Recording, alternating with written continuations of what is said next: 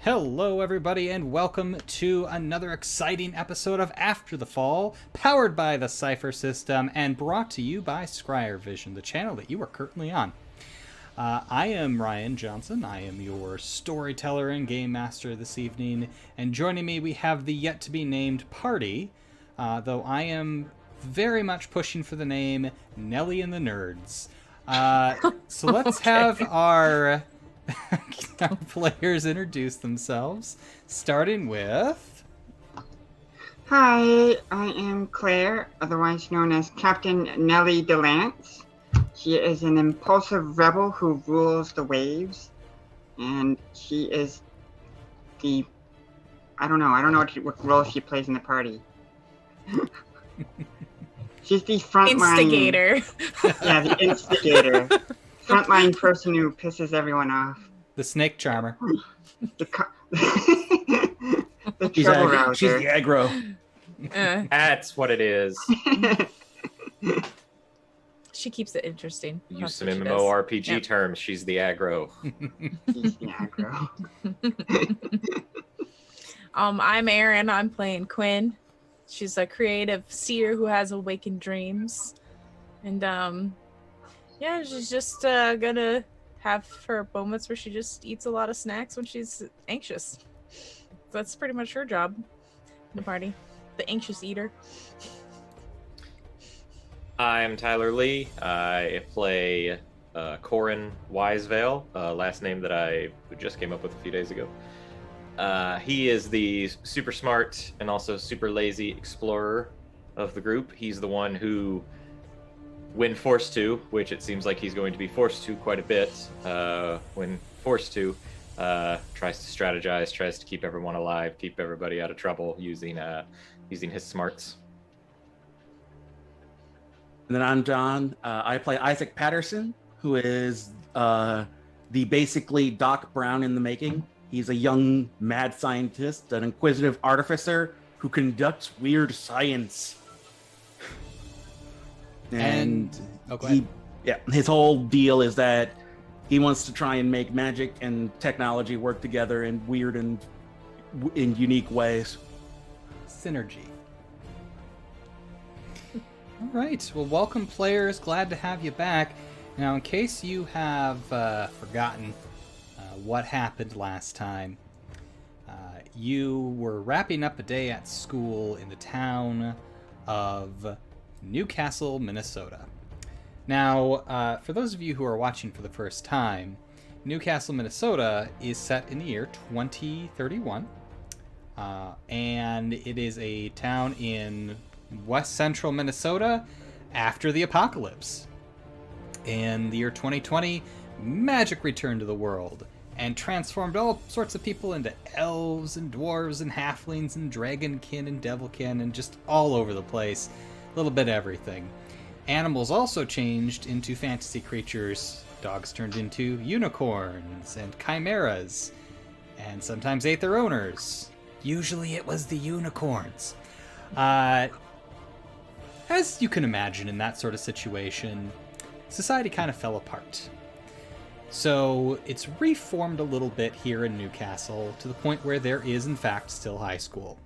The characters are going to graduate in a month, but they're still going to classes, and they are trying to get ready for a career in scavenging, going out into the ruins of the old world and finding useful stuff for the new.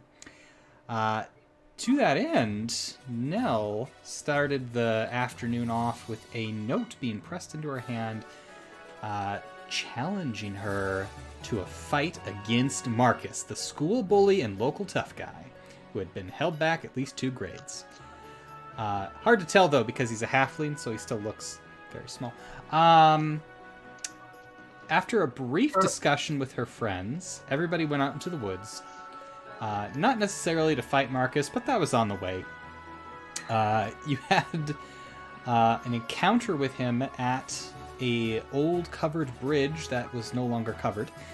and soundly thrashed him, threatening to drop him into a very fast, very deep creek that ran underneath the bridge. Sparing him, you were shocked to suddenly have a bear emerge from the woods, which chased after several of Marcus's friends while he ran, screaming the other direction back towards town, forgetting his knives, which now Corin has. You then proceeded into the Enchanted Forest, a secretive and weirdly magical woods that's kind of sprung up in this area over the last couple of years. On the way, you found a bag of ground coffee that still seems to be good, so you got that going for you. And the entire point of this was to find a truck in the trees that Quinn had dreamed about. You've all learned to trust Quinn's dreams. And, you needed some stuff for scavenging and selling and improving, so might as well check it out, right? Getting to the truck, it was situated over a overgrown ravine, kind of suspended between trees with vines. While Quinn went up the trees, supported by the rest of the team holding ropes, and over to the truck to find things, which she did. Magic beans, a manifest, and a grenade. The rest of you were kind of on the ground, and somebody, I don't remember who, decided it was a good idea to throw rocks into the ravine. Now, normally, that would probably be fine, but the snakes that lived in the ravine weren't too fond of that action and came out in droves to tell you. You managed to scare them off or disorient them to the point where they had to retreat utilizing one of Corin's homemade smoke grenades. But as Quinn got back down to the ground, the mother snake appeared, a massive serpent taller than any of you reared up and started to chase you as you ran. Quinn turned and set an illusion in its path of a monster, which managed to distract the snake, and you all made a very clean getaway. After running for 15 minutes, you found yourself back on the edge of the Enchanted Forest with about an hour and a half before sundown, and just as you were all standing there huffing and puffing, Quinn said, and I quote, "So when are we going back for the stuff? And that is where we will pick things up this evening." Players, what do you do? I collapsed to the ground. That is fair. This is a fair response to what we've just gone through. Nellie is breathing way heavier than everyone else. And probably painfully so. She just barely huffs out to just wait a moment, rest a moment. Now, are your friends familiar with the what is it again, Claire? ARDS, acute respiratory distress syndrome, and I would think they would be aware. Seems likely. So, especially if they've spoken with her dad at all, he's very protective about it. So. I think would Quinn's got just a hodgepodge of things that she might have. Would she have possibly something that she could help Nell with? Maybe having like some oils with like mint in them or something that would like help with soothing breathing. Do you think? Is that something that is on your inventory? No, but she would know. Unfortunately, because it's not on could your I inventory. look for mint in the forest? If you want to spend some time looking for mint, you can. Otherwise, there is another option.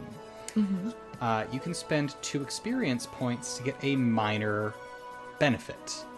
So that could be something like a vial of some sort of essential oils that kind of clears the respiratory system that you happen to carry around just in case Nell has one of these attacks.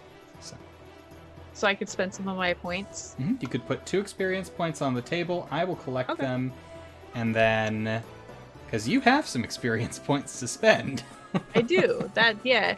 I just feel like she would know that Nell suffers from this and would have something just that she probably carries with her that Nell probably just doesn't take from her. She's like, oh, I don't need it, but she keeps it anyway because she's like, well, Quinn need holds it. Nell's EpiPen. I hold on to it in case she needs it. So how many do I have to give you? 2. 2. Okay. 3 would be a major benefit where you could have slide those out here. Something to really fix the issue, but No, I'm not a doctor. I'm not a doctor. I just a have... wandering cleric comes by. It's my. And you're cute. Oh, hey, look! It's my other character. It's one of my other characters. When did he get here? So you've got about an hour and a half before sundown. How do you want to proceed? Isaac probably just wants to go straight back home. Because Corin he knows that Corin it's going has to go straight back home. Yeah.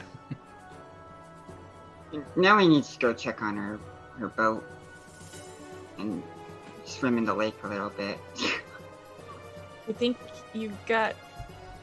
Yeah. How are you feeling after that run? Are you doing all right? I mean, here it's just like rubbing the oil on her. Like, are you okay? Nellie just gives a thumbs up. She's just breathing heavily. Gives you a thumbs up. Lets you apply the salve or whatnot.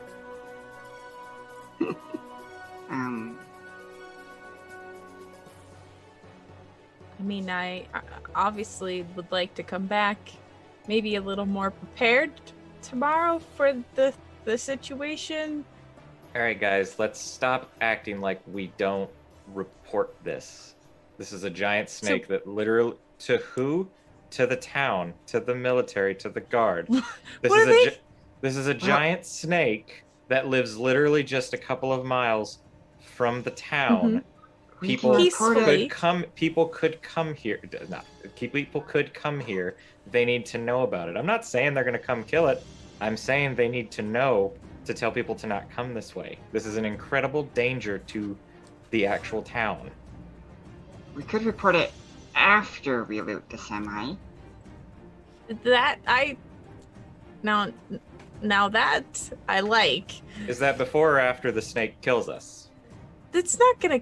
It was perfectly fine until, well, it obviously something stirred it up. I'm not sure what, but it was perfectly fine until they realized we were there. We just need to be quiet. And you think we can be quiet, sneaking into a truck that's hoisted above a ravine? The answer is no, we can't. Yeah. Yes. In case you were wondering, the correct answer is no, we can't. Let's put it to a vote. All in favor of looting the semi, say aye. Aye. Aye. Whether the vote, no matter what the vote is, I'm telling my father about this tonight. This has to do with, I'm not gonna have it on my conscience that someone wanders this far into the woods and gets killed by a giant snake I knew about. How often do people wander into the Enchanted Forest anyway? We came here today. That's just because of my dream. People don't come this way. How far did you say this was? You said this was like a couple of miles from... I mean, it's a fair bit into the Enchanted Forest, which is kind of a maze. Yeah? What are the odds, what are the odds that other people come this way ever? So, you have an ability called Calculate the Incalculable, right? That's who I am. It's cornerstone. Not so much an ability, it's just me. Well, you know then for a fact that, I mean, it's a pretty slim chance that somebody is, going to wander into this situation. You purposefully were looking for it, but it's not a zero chance. There could be somebody getting lost in the woods, or any number of horrible things could happen. But the Enchanted Forest is also known for a plethora of monsters that live there. They don't seem to wander out of the Enchanted Forest, but the Enchanted Forest continues to spread and grow in towards the town. So, Also, I feel like with who my dad is, I would know kind of what procedure is if something like this is spotted. What is procedure if somebody learns about something like this? Something at the level of a giant kaiju level snake. Not like it's somebody sub kaiju. Let's not be like honest somebody here. found not like somebody found like, oh, there's a dire wolf. No, like somebody found like this level of a snake. It's only 120 feet long. Okay. Right. So we're talking like Clifford Yeah, level small. kaiju, not Godzilla Yeah. level. Yeah. Right. So, Yeah. Somebody found one of the giant snakes from He-Man. Oh my Yeah. god, that's to scale. Yeah. Yeah, I got a lot of references. Yeah, so we found Orochimaru's true form. Like, what's procedure for that when somebody finds that out? So you know that generally, what will happen is the castle guard will be alerted, the newspaper will be alerted, which will publish a story. The castle guard generally don't go and fight monsters themselves because they've got shit to do. Instead, they will hire people, qualified adventurers, to go and fight the monsters, and essentially mercenary work. You know, go kill this monster. Here's your gold. Whatever you find on the way, you also get to keep that.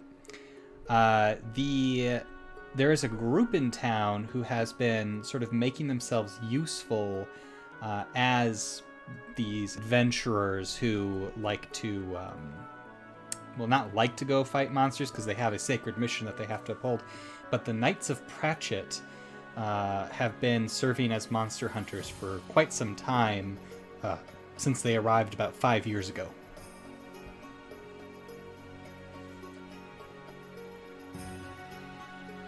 How long would it take, probably, for them, after being told? I would assume it would take a few days to get something together to send mercenaries in to try and take care of something. Usually it takes a day to spread the word, and then another day or so before a band will volunteer, if anybody does. There's been fewer and fewer monsters around recently, so a lot of the adventurers have traveled on to places where there's more work, like Duluth. Corin gets a smile on his face and looks at Quinn and says, "I have a proposition. Okay. I'll go with your plan of we'll come tomorrow, we'll play it safe, we'll keep an eye out, we'll see what we can do to the truck, no promises. And then after that, we'll report this on one condition." Okay. He holds out his hand and he says, "Give me the grenade." You drive a hard bargain, sir. Do you have someplace you can safely courier such an item? I work in gunpowder. I'm just making sure. I don't know if you want it to mix with your, other things that you have that explode. I think, and he kind of pats all his pockets and his bag. He goes, "I think it's probably safer with me," than kind of looks at Quinn's kind of rumple sack and stuff A nice bag. and says, "I think it might be safer with me anyway, Quinn." Right, and she'll open up her bag. We could always just. He even invite lets her. her- He even lets her. He opens up his bag that's very, as we said last time, is very sectioned off. Like he opens up a pocket that doesn't have anything in it, and he lets her put it in.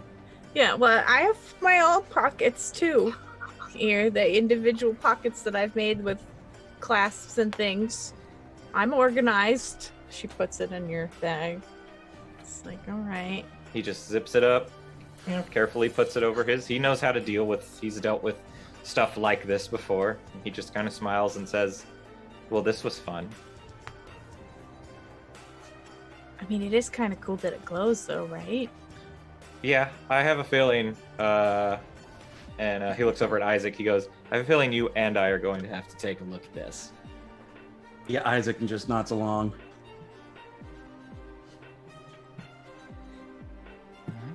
Well, home and meet tomorrow?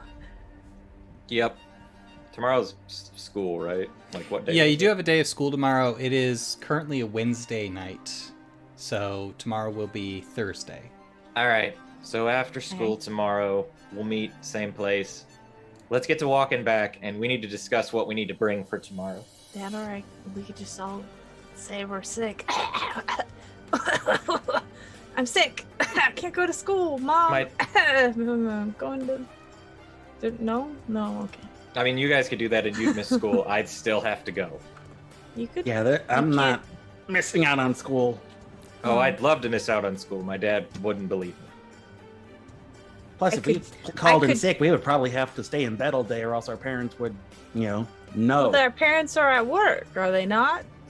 And and you're telling me you don't have people keeping an eye on things? Nosy mother neighbors? My mother works from home. So does mine. Well, alright, I guess that's problematic. And my dad just... Honestly, I think I could just tell Goes. my mom I'm gonna go do some stuff and she'd be cool with it, but that's, I mean, to each their own parent, I guess. I assume you're having this conversation as you're walking back to town now. I would hope so. Okay. Yeah. All right. Yeah. All right, so what are we bringing for tomorrow? Since I'm going home, I'll have the chance to actually grab a little bit more from my mother's workshop, or from my family's workshop, and from mine. And Isaac will have the same idea, or have the same thing. What should we bring? I We would need just plenty of rope. assume some Let's see how sort much of rope I can get. like cutting device of the these they do this. I don't know tools. Thank you. Yep. Those. You know? Yep. Okay, you got it. Lot of Coins rope. got. A lot of Yeah. rope, cutting tools, Uh-huh. possibly some. I'll try and find some. Isaac, I don't know if you can find some grapples, maybe. Oh, I'll bring snacks. I mean, We gotta good. keep I mean, that's keep good. our Yeah, energy Probably some up. more. It's a good uh, idea. Mhm. Something for storage. Something. More bags or. I'll bring another bag. I'm probably not gonna bring the grenade. I don't. I mean, do you? I mean, it might be good against the snakes. We don't know. It's magic. We don't know what it does. I mean, it better than dying. The snakes. It's also dangerous to carry on. I'll see if I can rig something up. I mean, you said it was gonna be safe on you. Are you taking that back? That's gonna be safe on me It's going gonna home. be safer in a drawer away from anybody touching it. But we'll see how it goes. I might end up bringing it, but I might also try and look at it tonight and see if I can figure anything out about it. All right. Well, don't let your dad see it, okay? He doesn't come in the workshop. I'm just saying, if he finds that you have a grenade, I don't think he's gonna like it. You're correct in that. To be fair, my mother's quite fair. She wouldn't like it either. Yes. It's more reasonable. At this point, you have reached the bridge back over the creek, and there's no sign of the bear, there's no sign of the bullies. Do we have any way to contact, like, from somebody else's place to contact somebody else's house? Like, we don't have cell phones or anything. Or if we do, they don't work long distance, do they? Yeah, cell phones only work within 1 mile of a tower, and both of you have to be within 1 mile of the same tower. Yeah. So, no, they don't work so great. They have been working at possibly stringing up telegraph lines, so you could do telegraphs back and forth, but Fancy. yeah, there's some magical alternatives too, but those are very expensive and they don't work great yet. I was wondering, because I was going to say, I was going to, like, see if I would just talk Isaac into staying over, and I'd be like, okay, we're going to look at this grenade tonight. But if there's no way for me to contact my parents, there's no way they'd be cool with me just not showing up at Yeah, night. carrier pigeons. do we do carrier pigeons? And Well- it'll be too late for me to come back. There's also a heliograph network for official town and military use, but not for, teenagers sending messages to their friends. Can I stay over at a I friend's can't house text tonight? my boyfriends. Damn it. You do know that there are shuttles that leave town usually around sunset. They'll shut the gates at night, but vehicular traffic can still get through. And sometimes they'll kind of send a bunch of people back to Pine Guard, Castle Guard, who need to return to the barracks there or something, or swapping out personnel. So there's a chance that might be happening tonight. You could send word with that if you wanted to. Well, the only problem with that is that's more letting them know what I'm doing rather than asking for permission. That's true. And without permission, I know somebody will probably storm into Newcastle looking for me.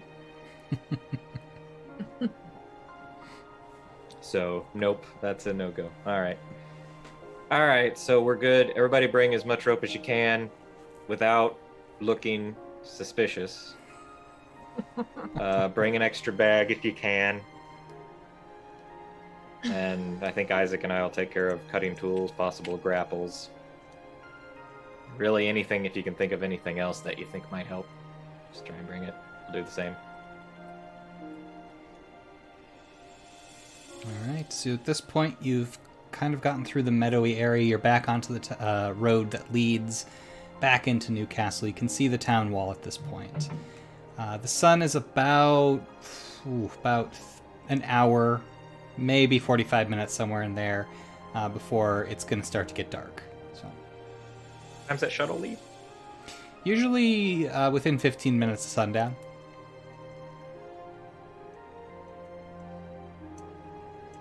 So you got some time, not much time though.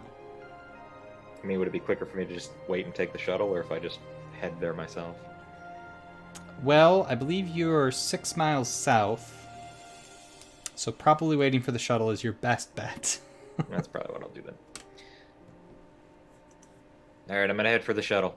Okay, so you get back See to you. town. See everybody later. Because it's after school hours, they don't have you check your weapons and stuff. Okay, I kill the guard. No, I'm just playing. I would expect that sort of thing from Nell. But Corin, honestly. That's a lot of work. He's not gonna put the effort required to do that. So, yeah. Nell's a rebel, but she's not stupid. Audience, go back and watch the last episode and make that decision yourself. Make that judgment yourself. All right. So as you get back into town, there's a lot of activity on Main Street at the market. There is a cafe there. Did you want to try to sell the coffee, or are you going to hold on to that? Probably just hold on to it for now. Can wait until the next day to sell anything if we need extra funds or something. Would Alright. in my workshop or in my mother's workshop, would I have enough stuff to make 1 or 2 more smoke bombs? You'd probably have to pilfer some stuff from your mother's workshop, but yeah, you could probably make it happen. Act like I haven't done that before. So let's explore your home lives a little bit as the group of friends says their goodbyes for the night and goes their separate ways. Now, Isaac is the closest person to town since he lives in town. We've already explored your home a little bit, Isaac, but as you walk up the street to your house, this little 2-story building with a garage on the lower level and a living quarters or apartment sort of situation on the upper level, you can hear the same song that your dad was singing along to when you left is now being played and sung along to again.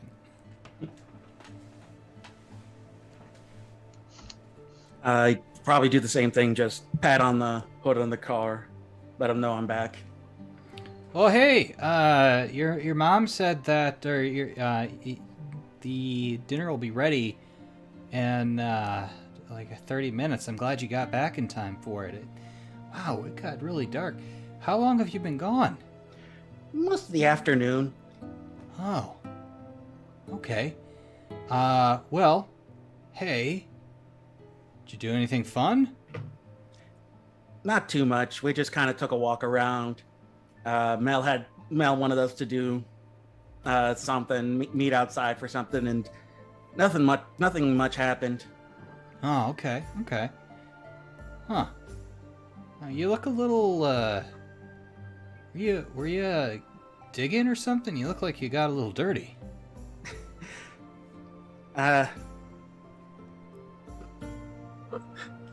Shoot, brain fart. This is just some dirt from the workshop. Okay, yeah, that makes sense. Why don't you go get washed up, and I'm sure your mom will have dinner on the table pretty soon. We got, I think it's taco night. Ah, Oh, yeah. Damn, I Alright. wish I could have stayed. So you head inside, up the stairs into the apartment area. You can smell the taco meat cooking. You can smell or hear the sizzling coming from the kitchen. Your mother hears you come in, kind of pokes her head up. Oh, hey, you're home. What have you been doing? You're filthy. oh yeah. Most of this is from workshop. I was hanging out with Mel and all them. Huh. She kind of gives you a look. Give me a, make sure I'm getting the terminology right here. Intellect, I believe it is. Go ahead and Okay. give me an intellect test. We're going to make the difficulty on this. It's going to be a 3. Your mom's trying to determine if you're lying or not. Do you want to use anything to lower the difficulty? Let's see. Trying to think. I don't think I have anything that can really lower the difficulty.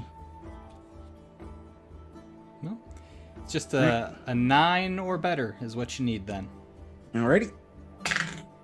14. Hey! Alright. Well, go get cleaned up. You're not eating dinner like that. Make sure to get under your nails. She goes back to cooking. Way ahead of you, Ma. And I head up the stairs, put all the stuff away in my room, and get to cleaning up. Okay.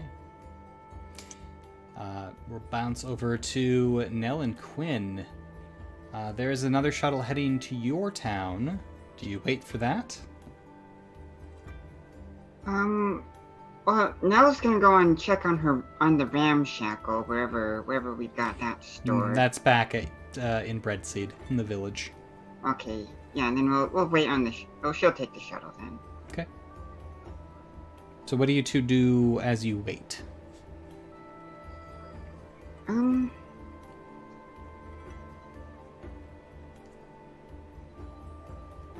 Do you think there's gonna be something really good in that truck? I really Oh don't. yeah. Oh, yeah. I think it's gonna be. I'm I hoping think- Twinkies. Oh. A dessert? You know I love sweets. Oh, that would be an ideal situation. But did you really honestly think that truck would have Twinkies in it? Wait, I Maybe. mean, fingers crossed, right? We can always hope. That or more grenades. Oh, I didn't think about that. Why do you think there was a grenade in there in the first place? I don't know. I don't know what kind of trucker carries a grenade on them.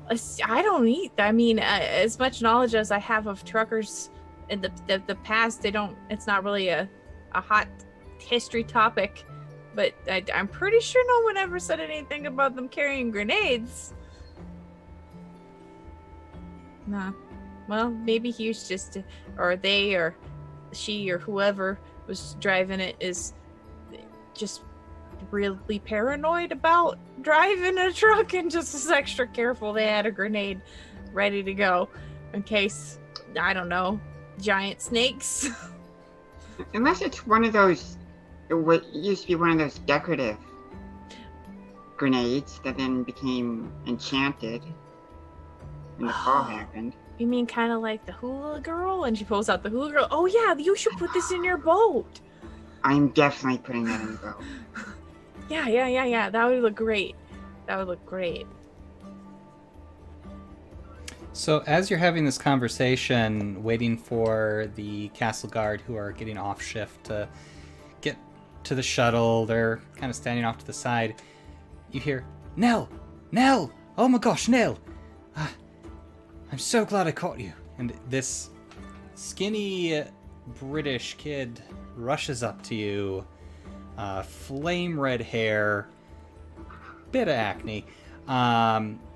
He is wearing what would best be described as sort of a Prince Valiant kind of attire.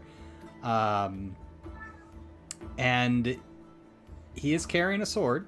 He walks up to you, or rushes up to you, rather, and, oh my gosh, I think I may have found it. You know this person to be Philip, one of the knights, or not knight of Pratchett. He's a squire within the Knights of Pratchett. He is a page within the Knights of Pratchett, and is a little bit inept. He doesn't really fight very well, but he is quite clever. But he is constantly being left behind to watch all their gear and stuff in town, while the rest of the knights and squires go out on their quest. Sense a strong character arc on the horizon. Oh, hey, Phil. You found... What do you mean, did you find the sword? Kind of looks around. Keep your voice down. We don't want anybody to hear. Do you have like 5 minutes? I just want to show you what I figured out. How long until the shuttle leaves? Oh, you got like 15, 20 minutes still. Sure, yeah. So he leads I'll you... go with that. He leads you back over to the Main Street Inn, spelled like the state, which is a bed and breakfast that the Knights of Pratchett have been using since they arrived 5 years ago, which led to another inn being created in town because they weren't going anywhere and are taking up the entire inn. As you step inside, it is very quiet. It only gets like this if the knights are out doing something. So it seems that Phil has been left here once again by himself. He takes you to the map room, which has maps of all the lakes in the area spread out. There's a giant drawing of what they think the sword looks like, and he spreads out one of the maps across the table. All right, so I was going over the sacred texts, right, and there was a passage in this one, Good Omens, and I believe that this particular lake, the name translate into omen or prophecy or something I'm not familiar with. What's a crocodile? Do you know what a crocodile is?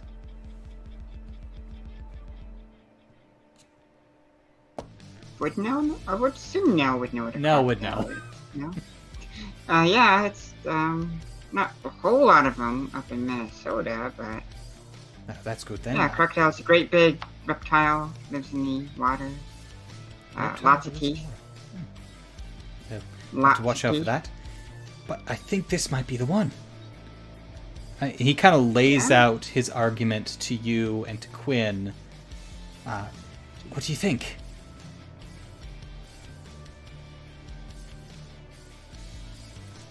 Speechless, huh? Well, must just be that good. I mean, it kind of goes over my head, to be honest. but it looks cool. Right, very cool. Yes. Yeah. What about you, Nell? Do you think there's a chance? Should I So bring sad this I up? missed this. Should I bring this up to my? It's at least 1 in 10,000. I mean, do you wanna? If you brought it up, would you get to then do it, or Well, like get it, or do you think that? Do you want to like get it yourself and like impress them? Because like that could be an opportunity. I would not mind doing that, but I mean, I don't get to leave the town very often, so perhaps if I had people to go with me. We could definitely go take a look. You think it's in this lake because the name? Right. Yes, Is that what I understand? that's right. I mean, Sure, why not? I'm always interested. We kind of have some plans tomorrow, but like Oh, a different. We could Well, we got like. plans How for about the this? evening. Did the Friday? right. Friday'd be fine. Yeah, just like, but just don't keep it a secret. We don't Right. want. Yeah. Well, I don't think everybody anybody's knowing. going to be back tonight. I think that the soonest we'll see anybody back will be Sunday. So. Okay. What We've are got they all time. up to anyway? Where's was that? everyone? They. Where is everyone? Where are they all up to? Oh, the elders got a lead, they thought, and everybody rushed off. Again. We've only got 500 more lakes and ponds to look in, so... That is less than what it was before. We'll find the sword, though. And when we bring it back to England, everything will be back to the way it was.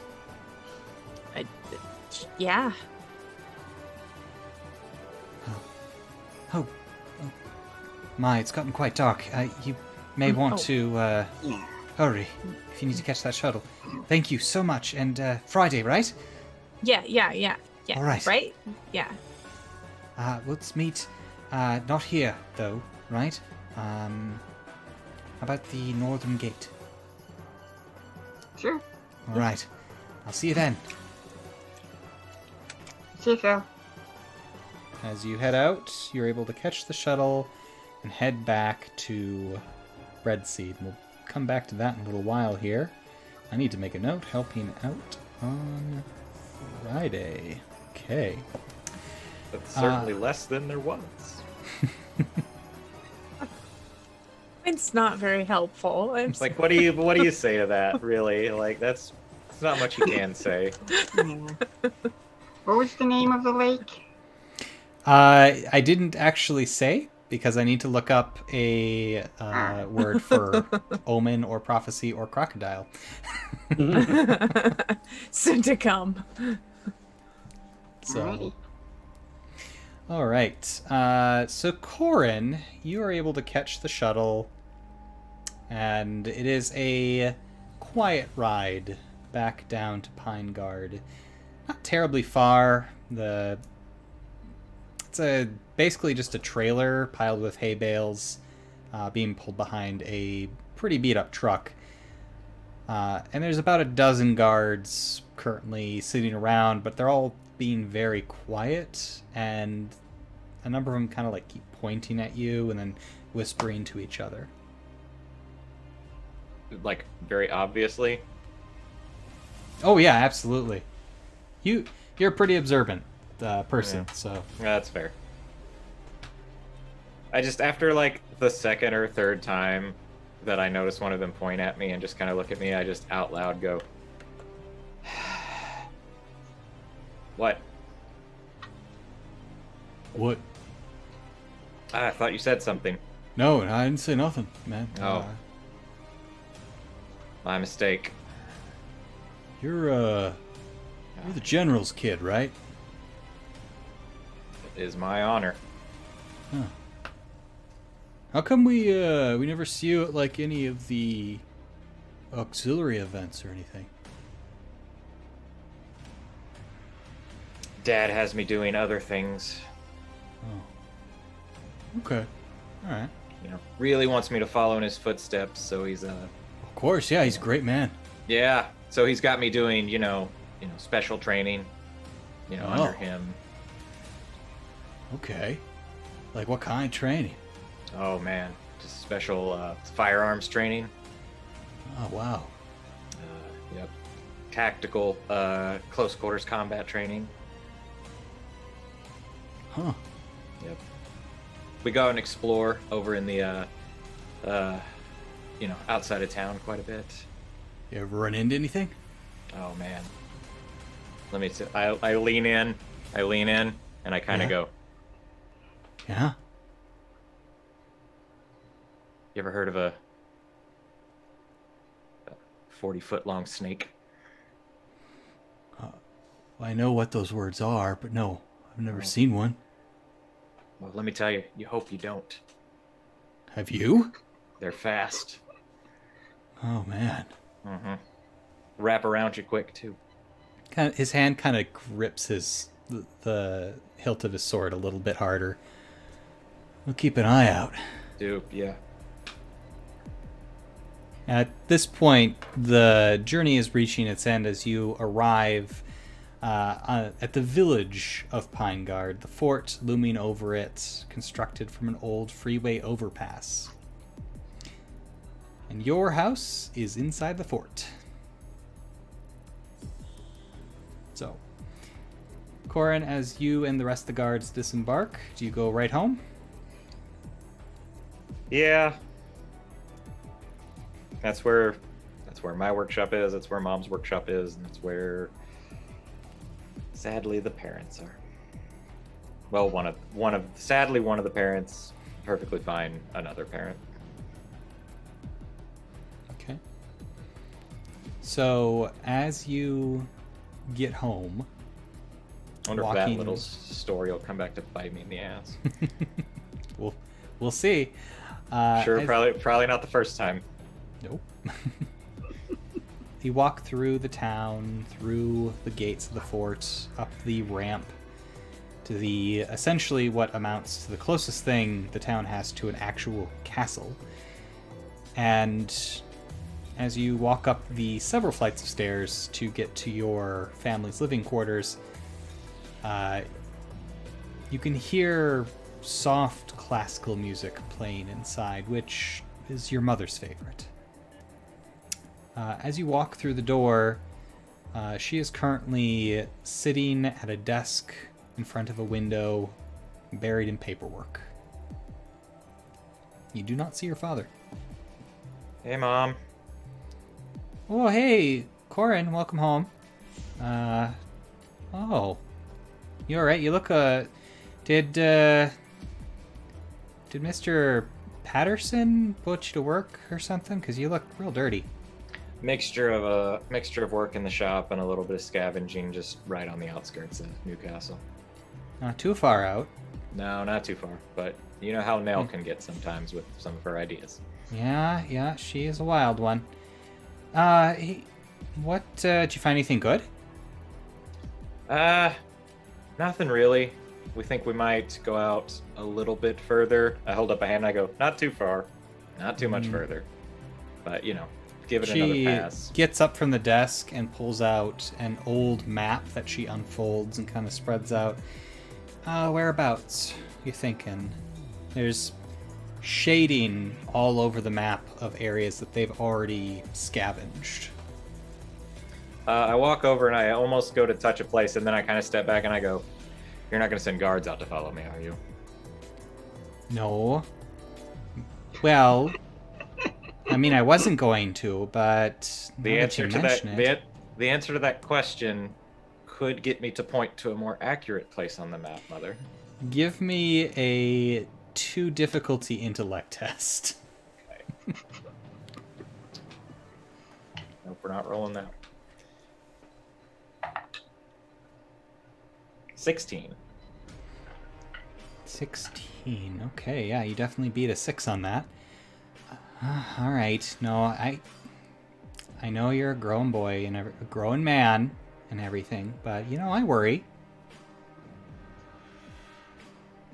I point to the spot where we were, not into the forest, but around the outskirts of the town that we were. Well, that's really close to the Enchanted Woods. And that's why we stopped. Smart. You don't want to really go in there. There's all sorts of nasty creatures. Well, your dad's not home. Darn. I know, right? But, no, he, apparently there was some word about something getting spotted down towards the south, so they had to send him and some troops to go figure it out, but... Spotted. Yeah, the message wasn't very clear, but it sounds like it might be a delegation from the Twin Cities. On just the important side, or something on the... Who knows? Those guys take their business very seriously, and it's just weird they're not coming up the river. It is weird. Does he just come to escort them in, or...? Well, I mean, if they're here and they're not from Fort Snelling, then... Something's up. Exactly. So, we're just making sure. But your grandma wanted to have us over for dinner tonight. How do you think about that? I could always go for some of Grandma's cooking. I mean, I think she's going to order in, but yeah. That's what I meant. Yeah. Question. Mm-hmm. Is there any way that I could borrow a little bit of some, let's see, a little bit of baking soda, some paraffin wax, some potassium nitrate? You already know what I want to make. Make a persuasion test. It's going to be an intellect test. We're going to set the difficulty at this one for a 5. 5. Hang on. How would you like to proceed? Can I persuade her a little bit by letting her know that, number one, smoke bombs are, for the most part, not harmful, because she knows I'm wanting to make a smoke bomb. She knows what these ingredients are. And 2, that if anything does happen, which I'm not saying it will, but if anything does happen, a smoke bomb would definitely come in real handy with me getting away, whether it be animal or human, or the humanoid. So those she are knows the I'm smart. arguments that you put forth? Yes, and she knows I'm smart enough to make it correctly. I will drop it by 1. Okay, she makes these things. It's not like I can lie to her and be like, no, I'm not making that. It's a science project. I'm for baking a school. cake. It's a volcano. I talk to my mother much differently than I talk to my father. You have All anything else to lower the difficulty? None of my skills are gonna work because I'm not like... Well, one, I'm not making it. If I was making it, I'd have skills that would work. Show her my new dagger. No. No, I mean, I don't think. All right, it's a 12 or better then. Okay. 15. Hey! So you would have had it anyways. I thought that said 13 for a second. I was like, that's way too close. It's 15. So, as you kind of verbally vomit your argument to your mother, she kind of holds up a hand. All right, fine. I know you know what you're doing. She goes over to a little table by the door, grabs her keys, and tosses them to you. While you're down there, just use the parts cleaner and clean up a little bit, and I'll meet you down there for going over to Grandma's, okay? Will do. Okay. And I head that way. She... First, what I do is I head to my room and my workshop really quick, just to put my stuff away, to put the grenade away. Okay. Not out in the open, just in like a safe space. All right. So you have secured it, Yes. squirreled it away.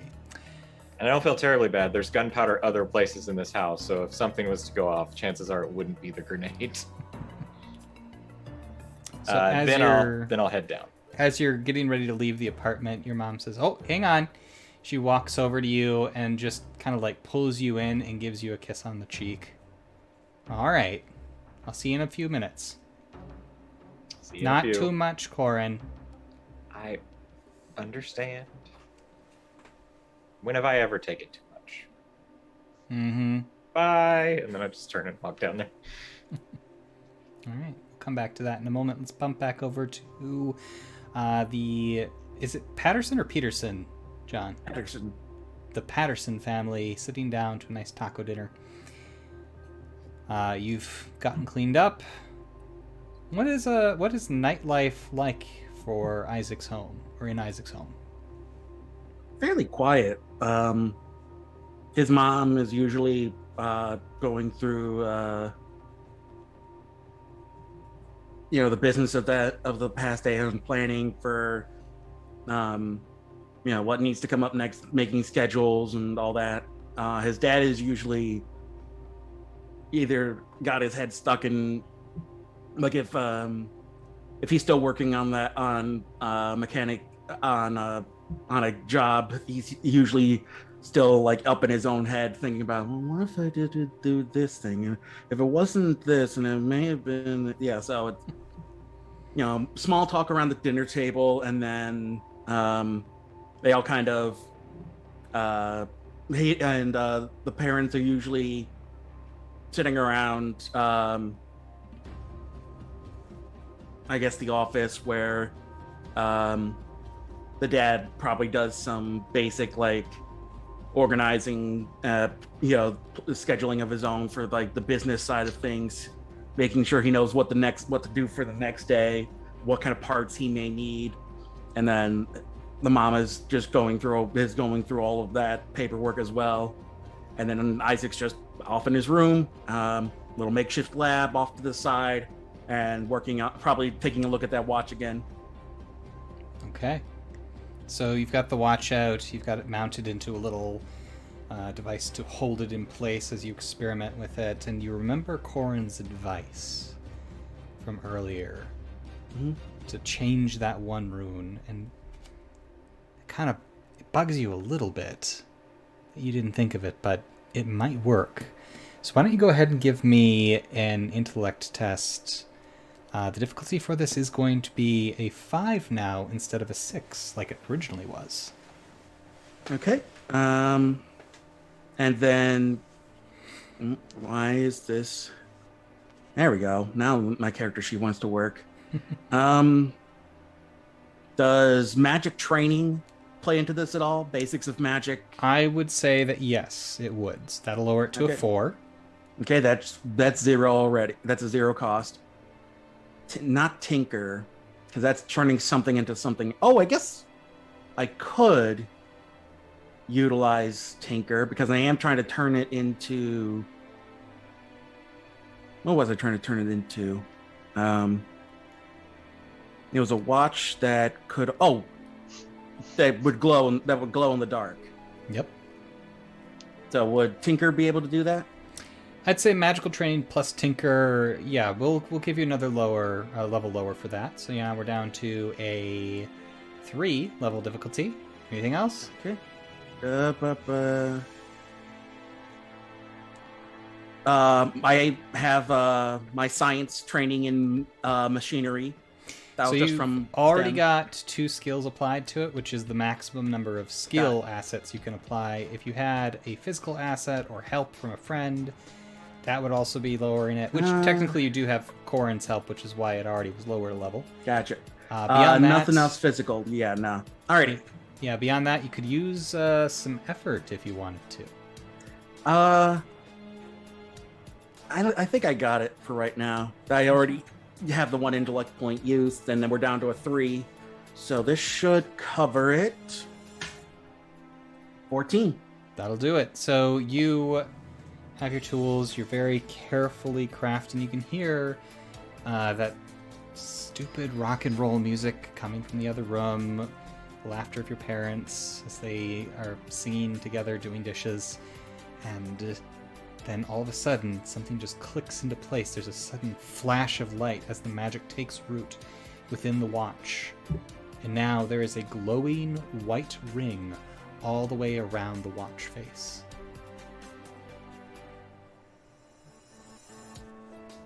I love it. Now, is there a way to like? Can I click on like the what is that called? The winding mechanism. Can I click down on it to make it stop shining, or is it just permanently? I'm going to roll a die here. Yeah, you can. In fact, you click down on it and it just... Actually, it almost seems a little darker than it was before. Ooh. Alrighty, I like it. Alright, so... You now... Is this a wristwatch or a pocket watch? Pocket. So you have a magical glowing pocket watch. Congratulations. Yeah. Fancy. So as Isaac is doing that, we will flash over to Nell and Quinn, who have just arrived back in Breadseed. The a lot fewer Castle Guard were on the carriage back to your town. In fact, it was really just the back of a pickup truck in your case. But you're arriving there with about 15 minutes of actual daylight left before it becomes dusk. The town is sort of sprawled out across some hills. There's large fairgrounds on the eastern edge of it that is clear-cut and nicely maintained. And then the lake to the north, which you can see from where you're currently standing on top of a hill overlooking the rest of the town.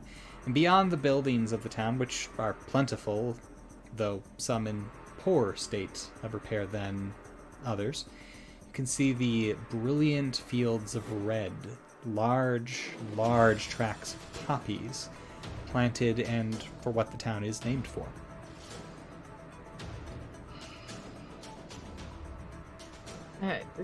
Quinn will probably head home. She doesn't need to join Nell to her boat or anything like that. Hi, Quinn. Yeah. See you tomorrow. She's like a little excited. So as you part, we'll follow Nell to begin with. Nell, you're heading to the Ramshackle? Yes, I am. So you head towards the lake, taking the very familiar path that you have traveled many, many times before. Cutting through some backyards, hopping a fence or two, until you get to the dock area of the lake. And even then, you head a little bit further away from town to where you've secluded the Ramshackle in an old boathouse. Describe the Ramshackle to us. What does this vessel look like? It looks like just an assortment of bits and bobs, different pieces of wood sort of thrown together, haphazardly held together with nails or screws or ropes. It's functional, functions quite well, but it doesn't look pretty. I think Quinn's probably painted it, and I think the other two nerds have probably done some tinkering on it as well to keep it holding itself together. So it has a little bit of everyone's touch on it. All right. So as you are looking it over, what are you intending to do with it? Mostly I'm just checking to see if anyone's messed with it. I'm also, dunking myself into the lake water there, refreshing myself. The area that the boat is secluded in, the water that you're at, it only really goes up to your waist, and there's a lot of leeches, but they seem to leave you alone. Handy. I do. So I might go to the deeper parts of the lake later, just to swim around a little bit before going home. But no, I'm mostly checking to see if anyone has been messing with it, and checking to see if I have any spare rope around it as well. You do Sorting the have, boathouse here. in addition to some rope that you have set aside for additional rigging if you need it, there is the rope that is part of the rigging of this competition racing raft that you could technically remove it if you're not going to be using it anytime soon. And you know it's a couple weeks before the next race, so... All in all, you can probably get 100 feet of rope between the two. I'll go ahead and collect up all of it just to be safe, but I'll be very upset if we lose it. Yeah, I'll collect it up. By the time you've taken your dip and checked the boat and nobody's messed with it, you collect the rope, and now dusk has nearly ended as you head back to your home. What is Nellie's home like?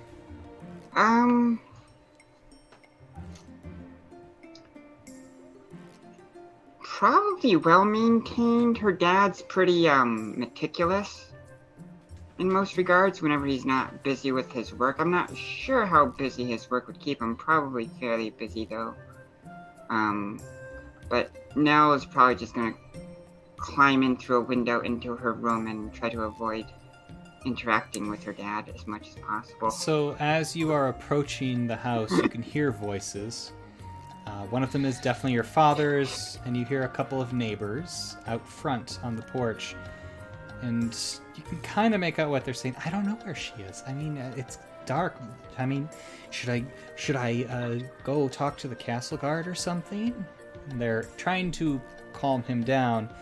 Give me a dexterity or speed test to try to sneak back into the house without any of them noticing. While I was doing my swimming stuff, I did want to use do a recovery roll if that was okay. Yep, that's fine. Can you explain to me how that works again? I would be delighted to look into the book and read it to you, because I don't quite remember myself. First time playing the system, still That's figuring what the it book's out. for. What is Nell's condition again? It's acute respiratory distress syndrome, ARDS. It's a lung issue that you can develop after drowning or similar situations. Okay.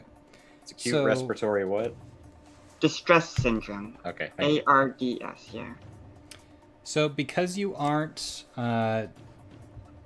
you're not impaired or debilitated at the moment because you haven't taken enough damage or used enough points for that.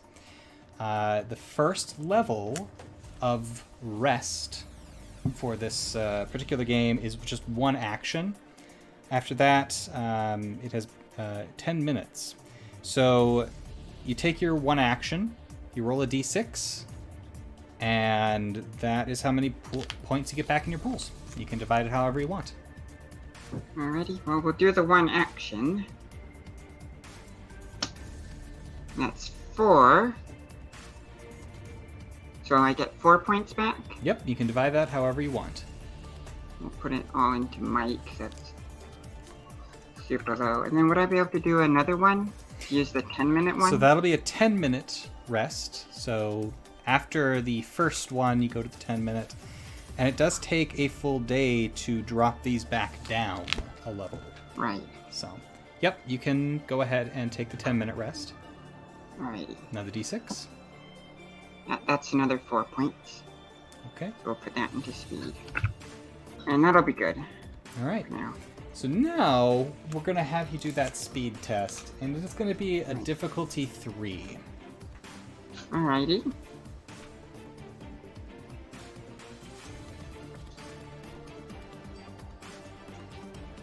I think I'm just going to... I'll use some effort to reduce it. Okay. Do you have an edge point in speed? In speed, I do. Okay, so it costs you 2 points of speed to lower it to a 6. Or, a 2 difficulty. You gotta roll a 6 or better. Alrighty, let's see what we get. That's an 8. Okay. So I'm so glad I did that. Yes, thank goodness. You are able to kind of sneak up from the lake side of the house and get to the side that your room is on. There is lattice work of vines that you're able to crawl up, get your window open, crawl inside. What do you do then? How late is it? Like, it's after, like, the sun's set, but... It's hard to say. Time is kind of a relative concept, and not many people wear watches anymore. You would judge maybe 8 p.m. I might try to get into the attic to see if I can find any more rope there, hopefully. I'm doubtful, but it's worth checking, so I'll probably do that, and then probably go to sleep in the attic. Okay. So as you head out into the hallway, you creep down the hall, pull the string that gets the drop ladder to the attic, and it swings down. We're going to give you a GM intrusion here. So it is your choice if you accept this intrusion or not. I will happily accept the intrusion. Okay. In that case, who do you want to give 1 point of experience to? That is a good question. Not a whole lot has happened so far this episode. You do have to justify why they get that point of experience. Right. You know what? I think I want to give it to John because he got the watch working. All right. A little extra reward there. So, yeah, you...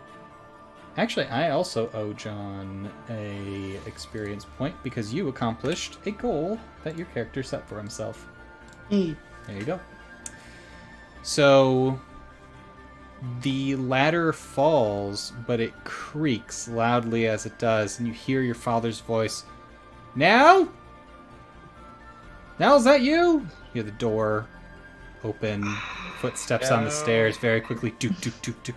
Oh, there you are. Oh my gosh. Hey, Dad. When did you get home? I didn't see you come in. Oh, I've been around. How? I've been looking for you. Well, Oh my god. Alright, well, come on. Let's get you some dinner. And why? You're all wet again. Okay. yeah. I go swimming sometimes. Alright. That's so weird? No, just go dry off. Come down for dinner. He turns and heads back down the stairs. I will dry off and go downstairs for now. Okay. And what does I'll leave the attic open though. What does your dad make for dinner? It depends how busy he is. He can't work at the moment. Not terribly right now. Then he's probably he probably puts some effort into it. He's not the greatest chef in the world, but he does okay. So he's definitely made something healthy. So probably some sort of vegetable-based casserole. Oh yeah. Yeah, it's likely all veggies. Yeah. Maybe some nuts and stuff too. But yeah, yes, Storm, thank you. Seaweed wraps. It's good. I mean, he's a pretty passably decent cook. But it's a very quiet, tense dinner.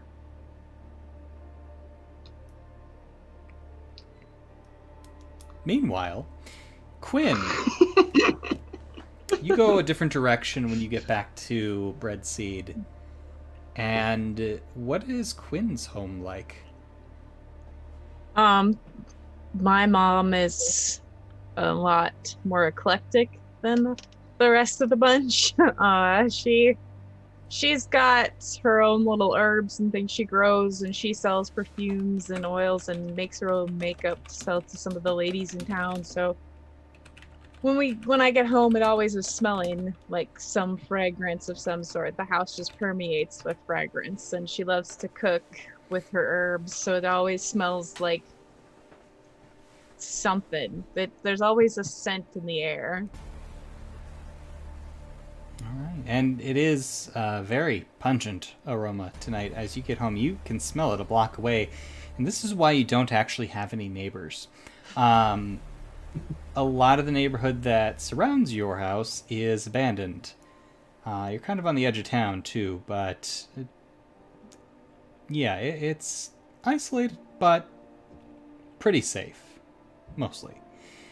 The front yard is full of trucks that no longer work, that have their tires removed. They're on cinder blocks, and the beds of these trucks are full of plants, serving as little greenhouses, repurposing parts of the old world into something useful. And I'm imagining the front porch of your house has wind chimes. Quite a few of them. Yeah. Definitely. So, in addition to the pungent aroma, there's also the clang, clang, clang, clang, clang, clang, clang of the wind chimes blowing in the late evening air. I'm picturing your mom probably in her garden right now as you approach. Oh, hey, Quinny, how you doing? Hey, Mom. She'll just like run up and give her a big hug, and she'll just like hug her and then say, what you working on, Mom? And just not let go. Something got into the radishes again. Oh. Probably rabbits, but Well, I mean, they gotta eat too, right?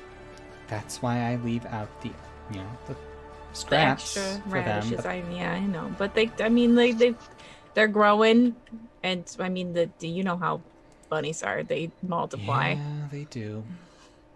What do you know about that? No, nothing, Mom. No, I don't know anything about that. Mm-hmm. What have you been doing? You got dirt? Is that dirt? And she like reaches up and kind of brushes away some of the soot on your cheek. Oh, yeah. Licks her thumb and tries a little harder. I guess Guys, we so. gotta start cleaning up after adventures. I was just out with my pals, what were you doing? looking for some stuff. We following one of my, many dreams, trying to see if we can find something cool again. Did you find anything? There's a very good possibility. We've got to go back. We Mhm. weren't able to get anything, but we might find something good. Oh, I found this! And she pulls out the coffee. It's like, Mom, smell this. Oh my gosh, is that? Yeah. It's coffee. Yeah, I That's mean, so don't say good. it to her. huh? Yeah. Sorry. Oh I don't. gosh. I mean, I think. Well, I mean, maybe I'll sell it, but I don't know. This is some good stuff, right? Yeah, no, I'm surprised it's still in good shape. It's ground up and everything. Huh, wow, that's a really big find. Yeah.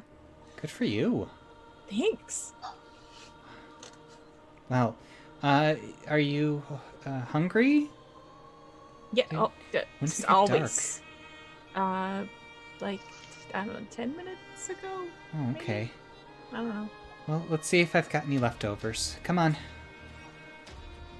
She leads you inside. I am picturing that she is not a terribly good cook, despite being pretty good with chemistry and scent mixing.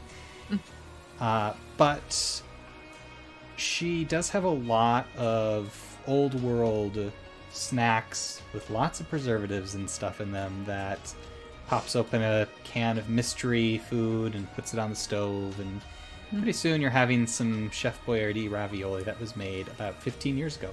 So, Nice. tastes fine. A little bit of salt. Yeah. Tastes good. I feel like she might be able to maybe pull off like one dish. Her dish is like a focaccia bread. She can make a bread with herbs. She's like, I know how to put herbs and things, and that's it. Anything else, she burns it, or it just doesn't quite work out. All right. Yep, that is definitely the case.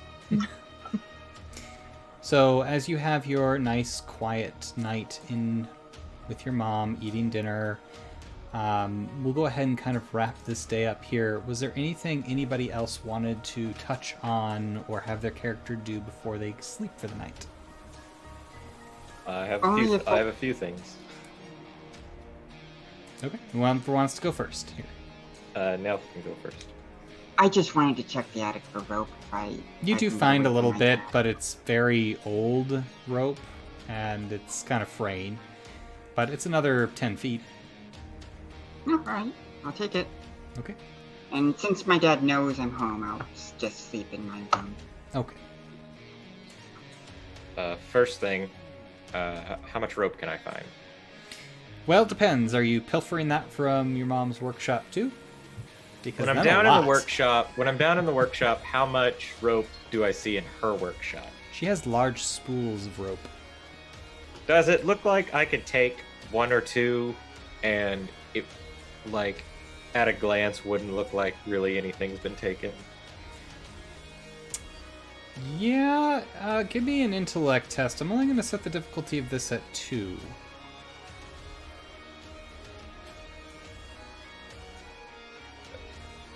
Okay. All right, that's a 10. All right, good enough. We're getting lower. You're pretty sure that you could grab a spool without it being immediately recognized that something's missing. And you also realize that there's some, like, block and tackle pulleys that you could probably grab as well. I'm gonna do it. So I gather up the stuff she's in like containers that she said I could, and then I'll drop a spool of rope and some pulley and tackles into my bag. Okay. I assume this was before we went to grandmother's, because that's well, yeah, she's going to meet you down at her workshop there in a moment. So fast forward to tonight back home. Okay. So the few things I want to do is, one, I want to go ahead and make how many smoke bombs could I get? 1 or 2 out of what I got? From what you actually were able to grab, because you spent some time looking for rope and the stuff like that, you can make 1. Okay. We're going to set the intellect test difficulty at this at a 5. Okay.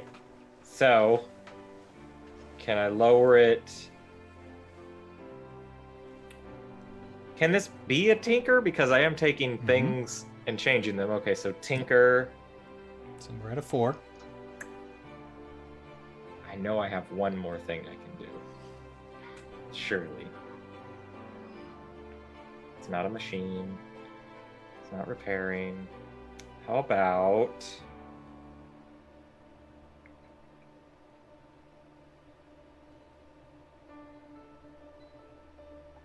tech skills. Players, feel free to help them out with suggestions. Since a lot of it has to do with like precise measurements, my higher mathematics. I'll give that to you. You're at a 3. So I gotta get a 12. 9. 9, that's right. 9. Exactly. We're retiring this dice. It's that's twice it's cut it a little too close. This dice that's gone. Okay, with an exact 9, it does take you a little longer than usual to construct this, but you are able to make a workable smoke grenade. Okay. The only other couple of things I was wanting to do was... First thing, where would I keep my car that I'm working on? That's back at Isaac's. Okay. So there's that. I'll check in on that at some other time. I want to look at this grenade. Okay. I want to make sure it's late. I want to make sure my parents have probably, because I kind of know when they go to bed, when they decide Your to dad's be done. still not home, but your mom has gone to bed, yes. And I also probably lock my door quite a bit, and probably quite often get knocks on the door of just like, come on. Oh, yeah. Don't lock it or something. But so I'm going to lock my door. And I want to take a look at this thing. Now, I know it's magical because it's glowing, isn't it? Yeah, it has a slight glow to it. Not quite like Isaac's pocket watch, but it gives off a little light. I'm not super well versed in magic, but I do have an identifying skill. And I do have the predictive equation that I can use.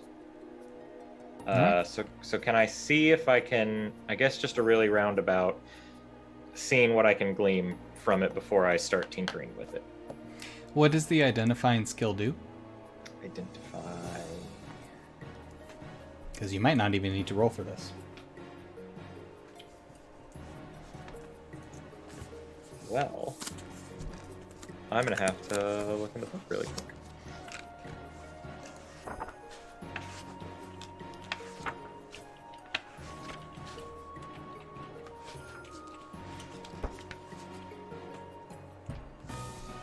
So, while Corin is doing that, is there anything anybody else wants to do before we call this first day of adventuring done? Nothing I could think of. I mean, Quinn would probably just look in the morning for snack supplies to bring with. Your mom has so many snack foods around the house that it is not hard. I feel like she might also get paid in snacks sometimes, so Yeah. that's easy to find. Yeah, she might like make a quick look for rope, but she doesn't really think that they've got rope just laying around. But unfortunately, not at your house. Yeah. No. It looks like identifying is just... Okay, so it's not from that one. That's the second tier. Explorer. Oh, I got it from the... I got it from the tech skills, I think, that I got. Okay. So if it's an ability that allows you to just quickly identify stuff utilizing an attribute pool, that's one thing. If it's just you are trained in identifying things, that's different. It's a skill. It's on the skill list. Okay, so that's just a train to be able to identify things. Yeah. So initially it was a 3, so those two things will lower it to a 1. All right. And this is intellect. I can only lower it by that much, right? Like I can't, like a special ability or something can't be used to lower it more than those two, correct? I mean, skills you can only use 2 right now to lower stuff. You could expend some effort if you wanted to. I'm going to. I was wondering if I could use my special ability, the predictive equation, where I concentrate on an object and lower the difficulty of it by 1 after concentrating on it for a round. But I didn't know if I could combine that with skills that I have already used. Yeah, there's unfortunately a limit to the number of things you can apply to something at once. So. Okay, I will apply effort though, so that costs 2 intellect, correct? Since you've got the edge in intellect, it only costs 2 for the first level of effort, which is all you can get right now. Okay. So it's now at a 0. You can roll if you want to. If you get a 1, that's going to be real bad. Like, really bad. What's the benefit of rolling? If you get a 17, 18, 19, or 20, there might be some additional benefit. Why not? Don't be a 1. Don't be a 1. Don't be a 1. Well, that's a 2, so nothing. Wow. Good thing Cutting you it spent the close. effort. Yep.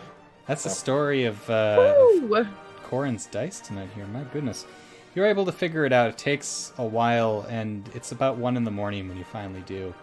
You have an aha moment when you realize that this is a matter disruption grenade.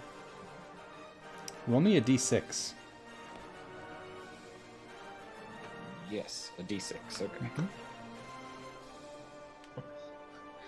1 through 5. This kills you immediately. 1. So this can be used as a long-range weapon. It explodes with an immediate radius, releasing a magical pulse that deals 5 damage to all creatures within the affected area. How big is the radius? Immediate. So Okay. yeah, they don't measure things out by meters in this game. It's immediate, short range, medium range, long range. 5 damage, and it's a matter disruptor, so it's a force of damage, not like an explosion, but like it's like a flash, and then whatever was in that area takes 5 damage as it's kind of pulled apart a little bit. So figuring that out, so this is not a grenade that has gunpowder or anything. It is fully used by magic. That's correct. What does it look like then? Does it just look like a regular grenade? Yeah, it looks like a novelty pineapple grenade that you might find at an army surplus store. So it's definitely a normal object someone enchanted to be a better grenade. Bigger, better grenade. Yeah, it's either that or it is possible that the wild magic surges that happened immediately following the fall may have just done that to it. Okay, so I've done that, so I understand how it goes off and stuff like that, right? Just like a normal grenade. Okay, so understanding that, it's pretty simple to open up a grenade if you know how to not set it off. Mm-hmm. Can I go ahead and open it up just to see if there's gunpowder in it? Sure. Okay. We're going to call that a speed test because you're handling things very Nope, not that delicate nice. things. We're going to call this a difficulty 4. It's for engineering skill. Granted. Down to a 3. Okay. And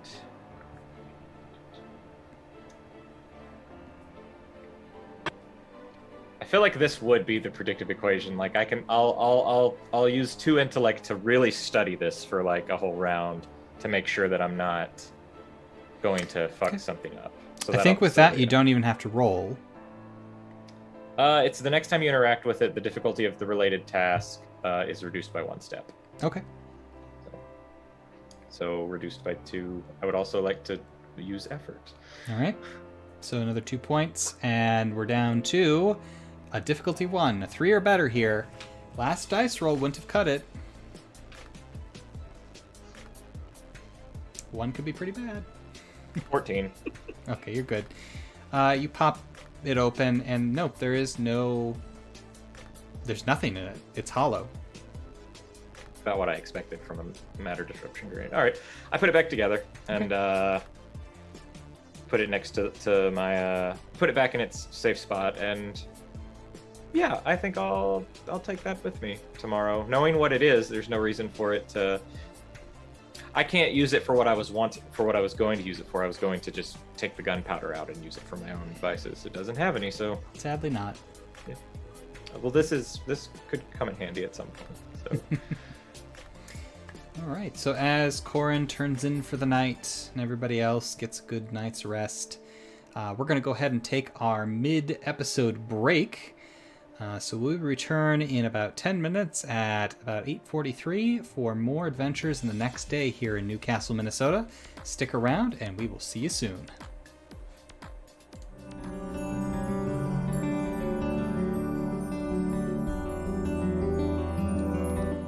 Welcome back, everybody. Glad you stuck around during our break. Everybody here is back, hydrated, and ready to roll as we pick up the next morning as you all have journeyed from your respective homes, some of you longer journeys than others, to school. It's about 10 minutes before the first bell as you are all meeting in front of the school. Hey guys, I came up with a team name. We are going to be the Midwest Marauders. We are? Oh yeah. We strike fear into everyone's hearts. Nope. We do? Nope. It's gonna be great. Mm-mm. If you say so. I mean, dude, is that... I mean, okay. We're gonna become big name adventurers, so we gotta have a team name. Quinn seems to have a problem with it, and I'm gonna second the no. motion. So there's no I no didn't team say- name unless it's. I didn't say that. There's no team name unless it's unanimous. Those are the rules. I didn't know. I support you, Quinn. I didn't know we were making team names. Let's I didn't. go. Let's go, everybody. Uh, Corin just starts walking. So the school is situated right next to Town Hall. And as you are kind of getting ready to go to classes, who would you say is the most perceptive member of your group? Not me. oh gosh. In fact, I have Or even an ability. an yeah. ability. Yeah, Isaac is very excited for his math test today. Yeah. Ace it. Where would I look to see if I'm perceptive or not? It's Would it not be a a skill? I'm asking Oh, okay. you to decide as a group who you feel the most perceptive member of your team is. It's going to be Corin or Quinn, in my opinion. Yeah, probably. Can it be both? I'll fight you for it. Rock, paper, scissors. At that point, Corin would be like, "You can have it." So we're going to say Quinn then. Quinn, you're noticing that there's a lot more castle guard milling about in front of the town hall. They seem to be getting ready for something. She'll like run after Corin and kind of like tug on his sleeve. Like, hey. Yes. Do you like hear something from your dad? Like, cause like, why are there so many guards at town hall? Why? Does this look like it might be connected To what? To what my mother told me? To the fact your dad's out of town? Yeah, and what he was specifically like doing. It's a possibility. Can I walk? I want to walk up to one of the. I'm gonna walk up to one of the guards. Okay. You walk up to one of the castle guard. Do I know them? I don't know how well I know some of the castle guards. Like You would know I some by better than name? others. You want to find one that you know? That'd be better if I could find one that I'm at least familiar with. It's the, All right. it's the dude I told the story to last night.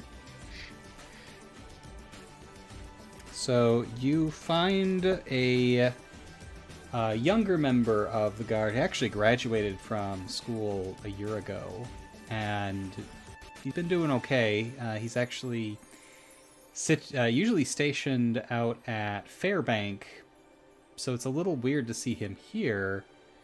But Roger Moore, no relation, is your castle guard buddy. He was doing auxiliary training with you at first, and then you went and did your other thing. But you walk up to him.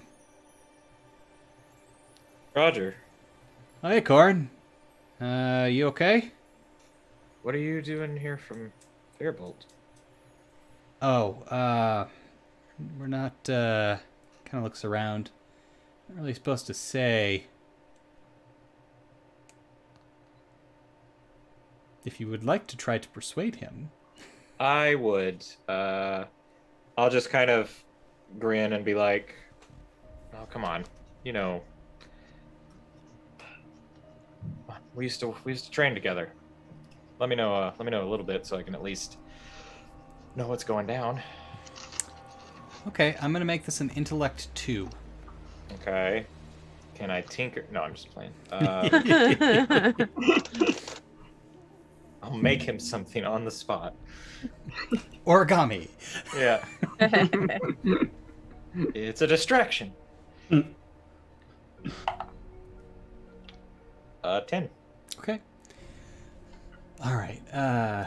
Look, he kind of puts his arm around you and like maneuvers you a little bit away from the rest of the crowd. You didn't hear it from me, okay? Got it. But some of your classmates, you know that little shit Marcus? Sadly, yes. Yeah. So he hangs out with those twins and that really tall guy. What was his name? Robbie, I think. Yeah. Rob or Ricky. Right. Hangs out with the Jorgensen twins as well. Jorgensen twins, that's the ones, yeah. They're missing. When? We saw him yesterday.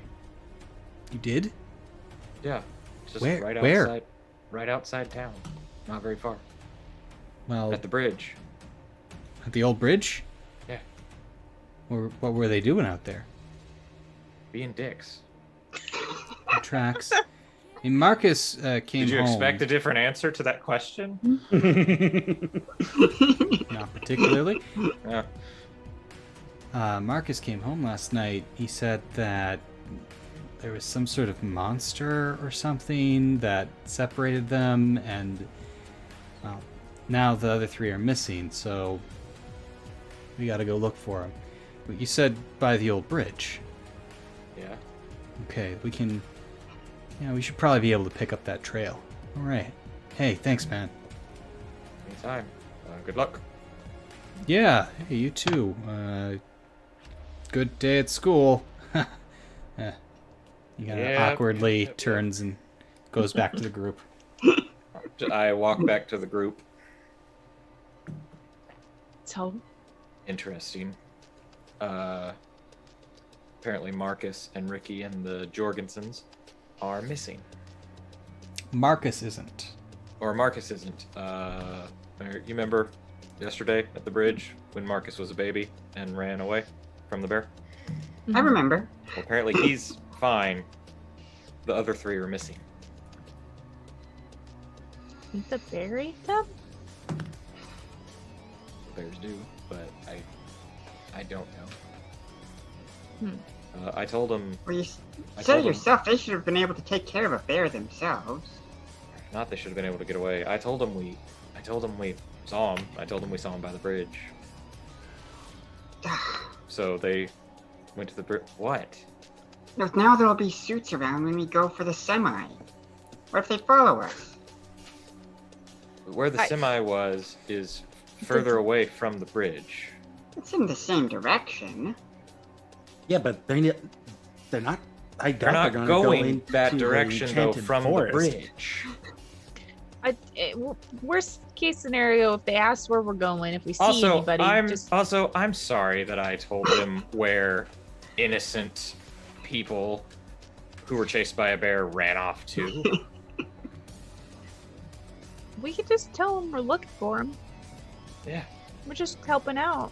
Or God forbid we could tell them at least half the truth and be like, "Hey, we're out fucking around. It's not like we're confined to the town. We don't have to. If we encounter somebody, we don't have to look them in the face and be like, "We're gonna go find that truck in the Enchanted Woods that we found yesterday. Good luck finding the 3 children that are missing."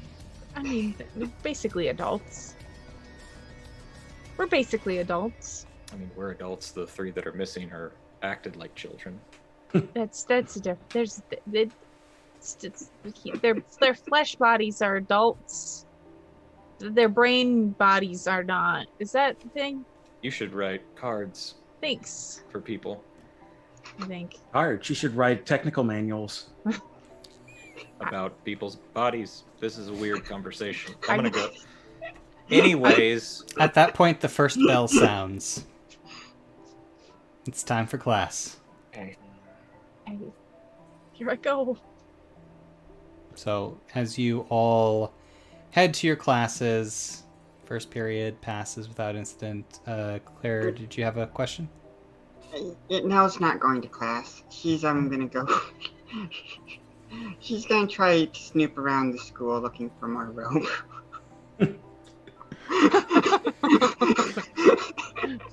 Damn, she's got the How much was on that spool that I got? You were able to get about 250 feet of rope on that spool. Yeah. Nice Plus the- nylon plus climbing rope. Plus the pulleys and stuff in my Yep. bag. In one of my bags. But you didn't tell anybody about it, so... Well, I You're couldn't gonna- until now. Yeah. So Look, you... more rope is not going to be a problem. So now I'm just going to have to do a speed test to sneak around the school and avoid the hall monitors. So we're going to set this as a difficulty 4. All right.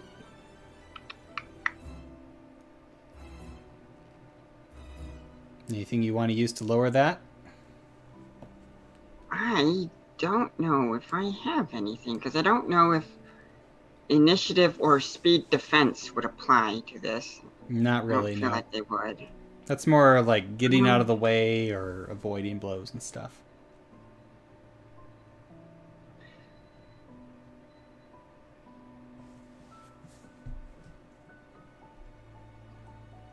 There's definitely nothing I can help out with. So. If you don't have anything, it'll be a 12 or better. No, she just has her attitude. Sadly, that does not count. You can't spend effort. Difficulty is raised. Yeah, we'll spend a point of effort on that. All right. That's so, speed, so. Yep. So 2 points out of your speed pool.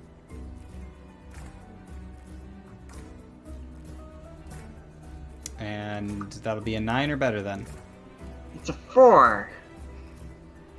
So, Nell, you get caught by the hall monitors and escorted to class. Criminal scum. Essentially, yes. They're kind of like junior paladins. They take their roles very seriously. They do have a sash. Yes. Of So- course, why wouldn't they have a sash? You are unable to acquire more rope. Damn it. And while first period ticks away, go into second period. Isaac, you've got your math test. You're excited for this. Yep. About 15 minutes into this, the bell rings again, and people start wondering what's going on. Somebody pokes their head into each classroom, says there's an assembly outside on the yard. So, your math test, Isaac, is disrupted. Aww. You're able to find each other very easily and quickly in the crowd out on the lawn. It's essentially the football field. As the principal gets up, he's got a large megaphone hooked up to a battery. Attention, students! We're going to go home early today. Several of your classmates disappeared in the woods last night. And we are concerned for student safety. And in that concern, sir, we are asking you all to go immediately to your homes, and stay there.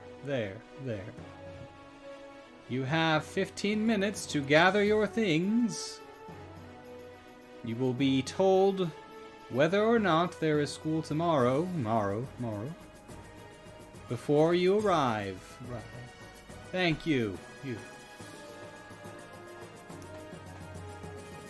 Question.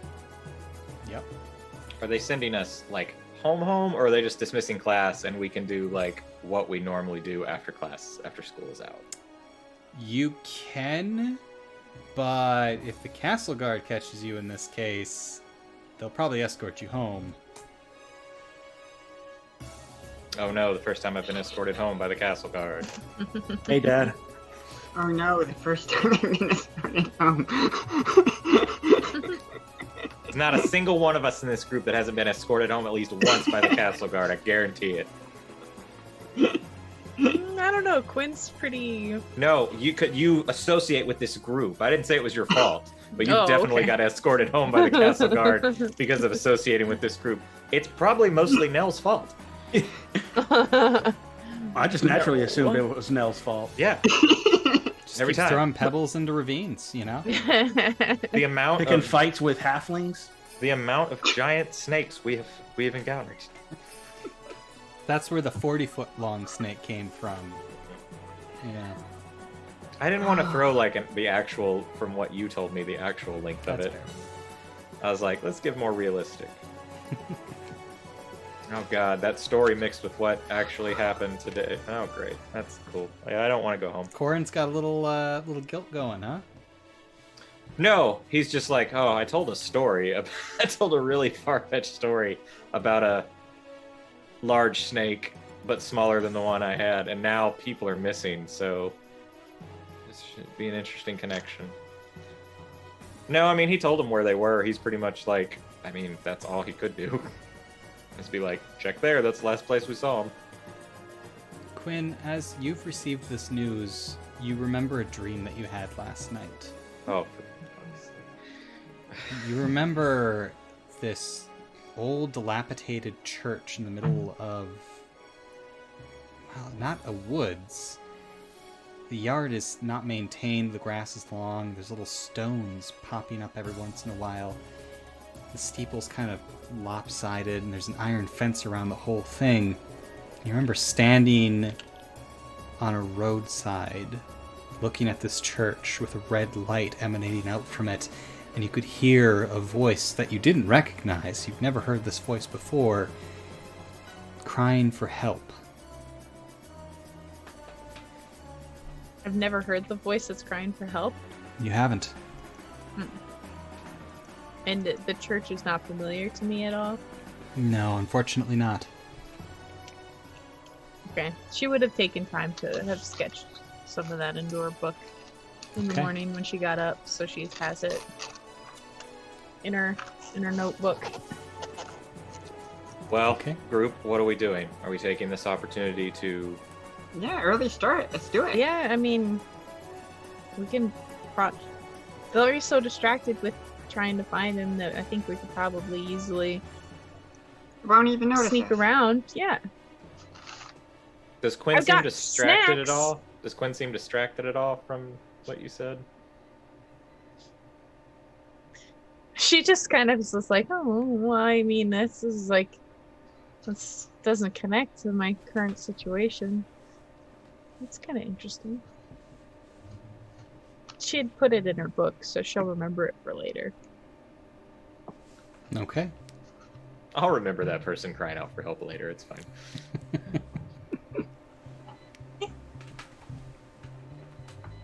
All right.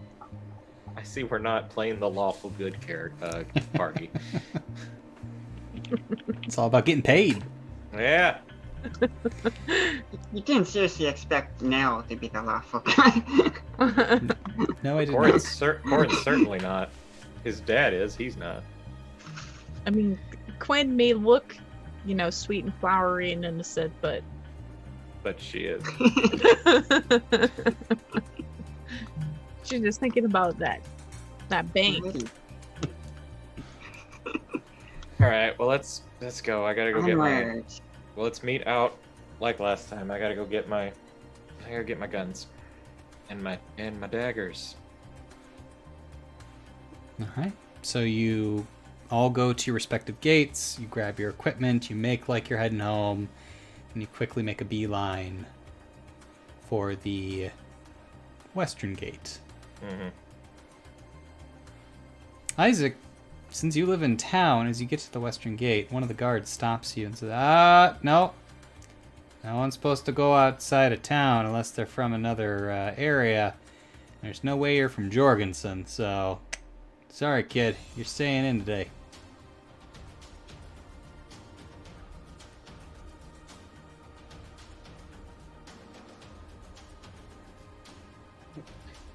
John? Sorry.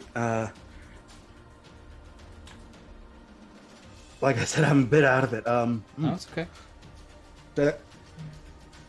So I tried to go out, and my dad said, "Nah, it's not happening."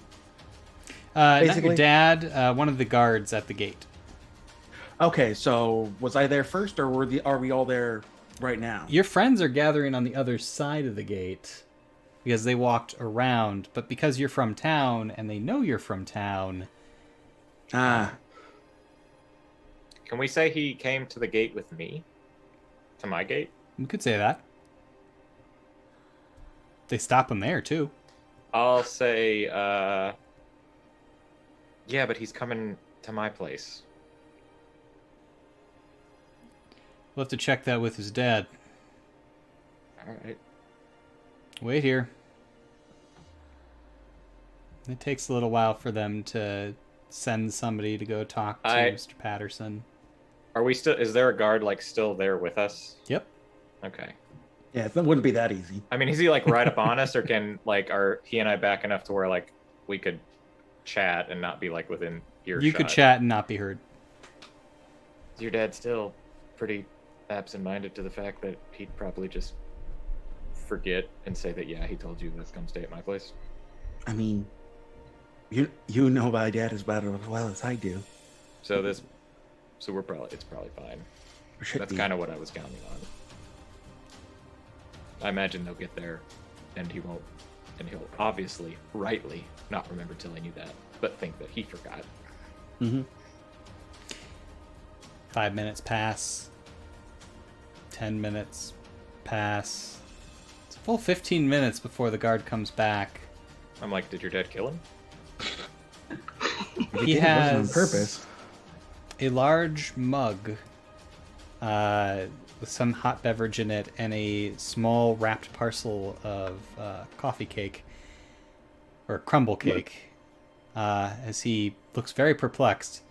All right, yeah, you can go through. Your dad wasn't home. He's helping with the search, but your mom, she can really talk. Makes good food, though. Hey, Carl, here. She said to give you this. Oh, thanks. So you're waved through? That's why I like staying at your place better. All right, so you're able to walk down the road a little bit, wait till they're distracted, and then veer off towards the west. You meet a little bit up the road on the western path. So this is great. We already have an out if we get caught. We just say we were concerned and we're helping with the search. And of course, they'll send us home or something, but it'll be sympathetic. They'll send us home, sympathetic, understanding that we wanted to help find our classmates. All right. So you take a very familiar path into the woods, but very close to the edge of the woods, you notice that there are castle guard kind of combing the area.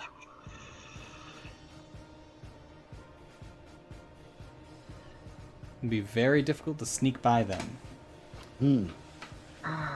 On the road, what if we went around? And this is the trail into the woods. Right. What You if we could- went off the trail? Can we cut through? We could distract them somehow. With a Sacrifice big one of illusion, us? maybe. With a what? A big illusion. A distraction, an illusion. Couldn't quite be able to make an illusion. I mean, I feel like we still gotta go off the path though, because then they're still gonna be looking on the path. Sure. Well, you could also try to take a longer route around the woods. Oh. Everything's gone quiet for me. Can you guys hear me? I can hear you. I can hear you. Now I can hear you again. Okay. Not sure what happened there. Why don't we have more time? Why don't we take a longer path? I don't know why he has this accent all of a sudden. So we're at the When entrance Corin to the gets Enchanted- serious, he slips into an accent. Oh, all right. We're pretty far away from the bridge at this point, then, aren't we? Yep.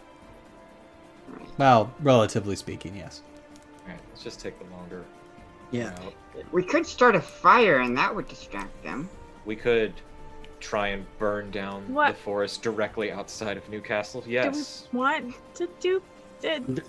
I am to- perfectly okay not starting any fires. We can just quit trying to make this harder than it is. Right. We have a simple solution. We just walk where they are not, and then move along. We had a problem. The solution was walk more. And you want to set fire, I mean, I like your gumption though, but which I get. Yes. maybe We all like fire here, but there's a time and a place for fire. Now is neither the time nor the place. I say we just keep walking. All right. So you're going to try to go a long way around. Yep. Now you could always try and burn the snakes when we get there, okay? That probably will work. Just save the fire for the snakes. Flammable. Oh, speaking of snakes, would anybody like to know anything about the grenade that I took? Yes, Because- always. What is that? Yeah, well, I mean, yeah. Well, I figured it out. Okay. It is a. So there's no gunpowder in it. It's not a typical grenade. It is a matter disruption grenade. As soon as he Knew it. hears that, Isaac just goes, big old saucer eyes. What does that mean? Think less explosion, more singularity. It's instead of using gunpowder to explode, it uses magic to obliterate and atomize everything. And in the immediate Around. vicinity. Yes, Use that on the snakes. quite possibly. And I can't use it for what I wanted to use it for since it's a magic grenade, not a mundane grenade. So yeah, what use it did you on the want to snakes. use it for if it was a regular grenade? I just want to take the gunpowder out of it and repurpose it. You didn't want to make an explosion? I prefer to make many tiny explosions that work better for me rather than waste it all on one explosion. Oh. But I can't do that with a magic grenade. So one singularity event is good enough. Mm-hmm. Also, and I reach into one of the bags and I go, I have somewhat of a pulley system. And I drop that in there and I go, and 250 feet of rope. You've been carrying 250 feet of rope this whole time? It's just a spool of rope. I got snacks. She opens her bag full of just stuff. She's like, I'm not sure. Well, I'm sure there's something you'll like in here. Did anybody else bring things for I got 100 this? feet of rope plus a 10 foot of old rope that is useful for setting fire to stuff. I mean, we have a lot of rope, which is good. I have the pulleys, so we'll be able to rig something up. I Isaac, tried to get more rope, but the stupid hall monitors got it. Did anyone get I mean, we got plenty of rope, I think. these things? Did someone bring those? I don't know. You didn't tell me what they were called. The for cutting stuff? Bolt cutters. Yeah.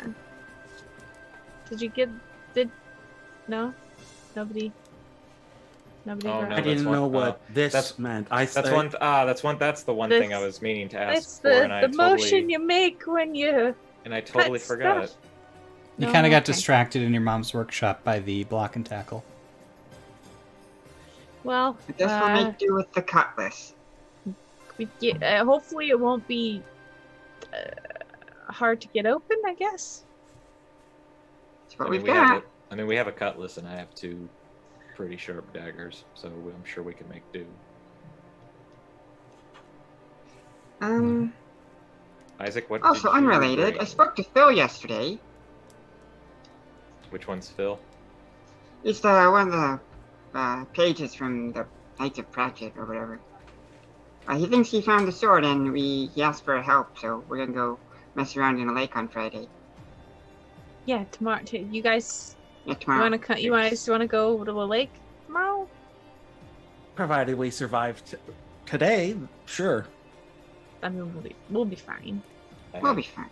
I had other things I wanted to do, but sure. That are more fun. Why are than we going to the lake? to a lake? Why are we going? You act like that's the funnest thing I could do.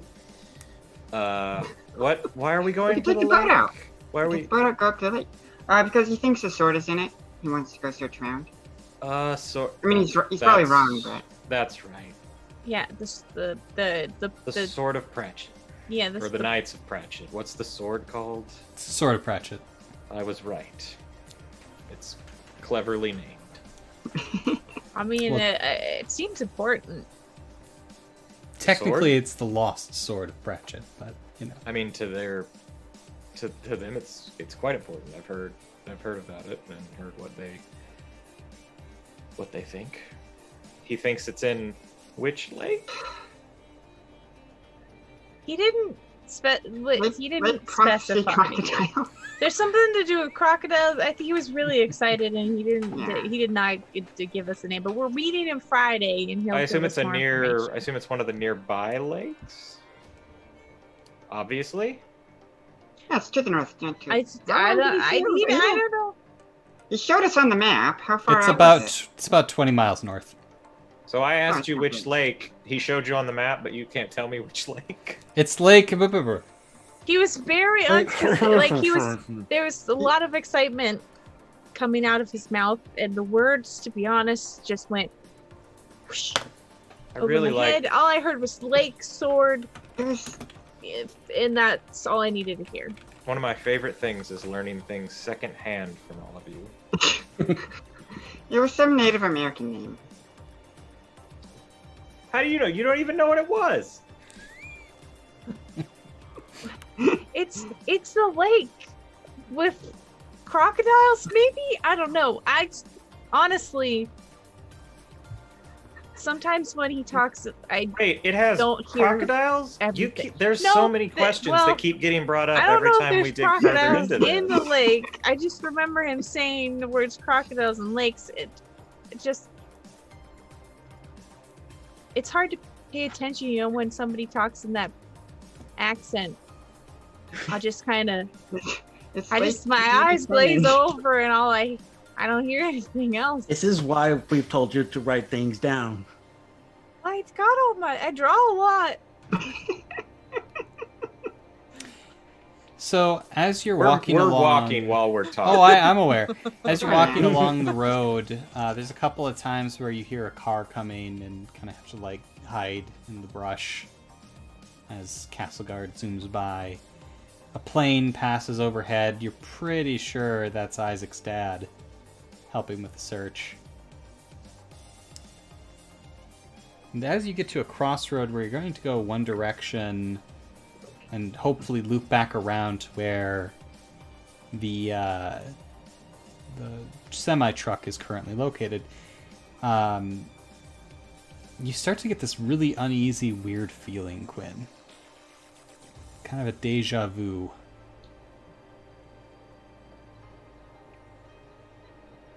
Just like about what's giving me the deja vu. You can't identify it. You're not sure.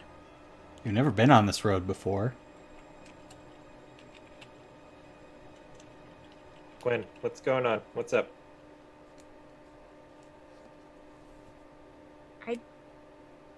I think I don't think I've personally been here before, but I feel like maybe my brain's been here before. You know what that is? What is that? When you feel like you've been someplace before? Deja vu? Yeah. It's deja vu, That's- even though that was a really weird way to lead up to it. I'm But way it's with deja vu. words. I don't know. I've never I don't know. Is it from a dream? I don't know. Is it good? It doesn't. It's not a great feeling. It's not like a good kind of feel. Not like happy. Sometimes you remember things that happen that were happy and you feel good. This is making me very uneasy and uncomfortable. I don't know what's. Could be This- indigestion. Well, yeah. Well, maybe. Rubs her tummy a little bit. No, I don't think so. Maybe I haven't eaten in a while. She takes out a snack. You could easily Hansel and Gretel yourself back to town by following the snack wrappers at this point. I really hope Quinn wouldn't be the one to litter the whole No, way. she would have an extra pocket that she puts the trash in. It's all biodegradable wrappers. Yeah. She rewraps all of her snacks. She's like one of those life hack people Yeah. on TikTok. Exactly. Mm-hmm. So, yeah, you continue along the road, and right about when you're thinking that, yeah, we should probably turn into the woods up here, it's probably not very far, that's when you see it, Quinn. Peeking up over the tops of some nearby trees, a lopsided steeple. a roadside church, long since forgotten, dilapidated, seems to sit behind some trees. The iron fence running along the roadside, visible from where you're currently standing, just very much like what you drew this morning. And can I pull out my binoculars Mm-hmm. and maybe get a better look to see, is it in fact the same? It One is. and the same? I'm Is going to there have you any- do an intellect test for me, though. We're going to make it a difficulty 3 to discern what it is you're looking at and see how much detail you can pick up. The only thing I have that might work would be history as a possible helper, but that's I'm pretty not much seeing it, but if you can justify it. His history of old churches. No.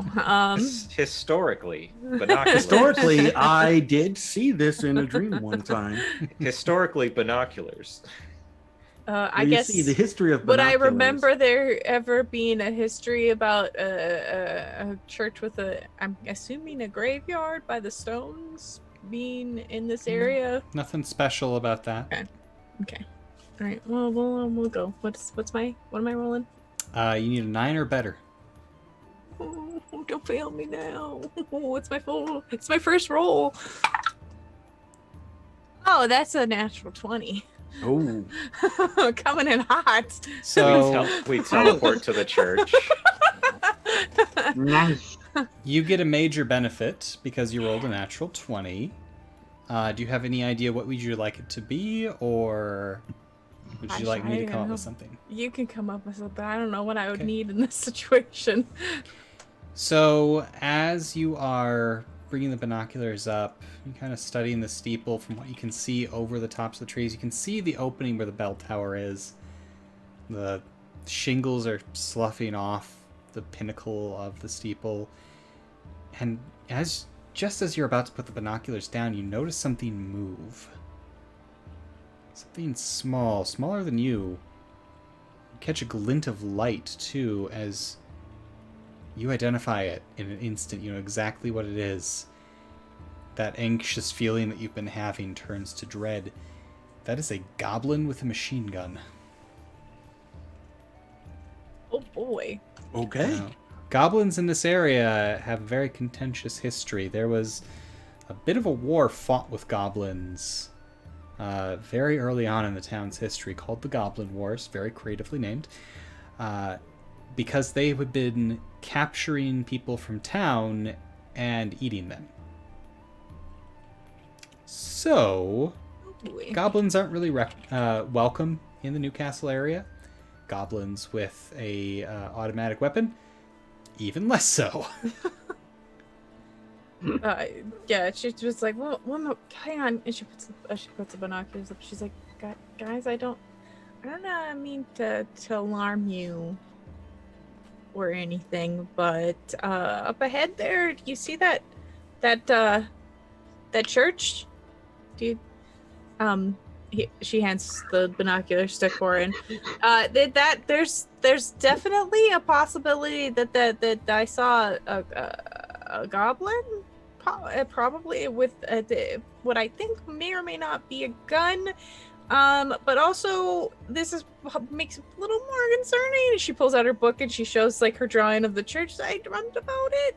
Do I see, since she's telling me directly what she saw, do I see the church and the goblin and the machine gun? Now that you know what to look for, absolutely. That is definitely the steeple of a church. Yeah. That's definitely a goblin. And that is, I can say with certainty, is a fully automatic. Yep. Okay. Fully automatic rifle. Here's what it gets broke. That sounds Even better. I heard I remembered in the dream there was someone crying for help, but I didn't know the voice. So someone could be in danger down there, or possibly. I don't know for sure. I mean, you know my dreams, but like there was someone asking for help in the dream, but I don't know who it is. How far away are we from when we saw the guards? The last guards you saw were going down a different road, and it's been about 10 minutes. So they're long gone. Yeah. Well, provided we help the person who needs help, that seems like a prime target for some fire. In this where- one situation, Or grenades. That's where your mind went? actually, That's where it went?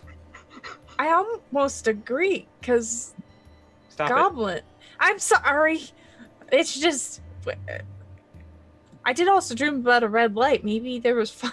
We do not set please. fire is a Fire is great on tactic. fire. Fire is a great tactic. I understand, but you do not set fire until you have assessed the situation and the area. Okay, well, how do we assess the situation besides other than what we're doing right now?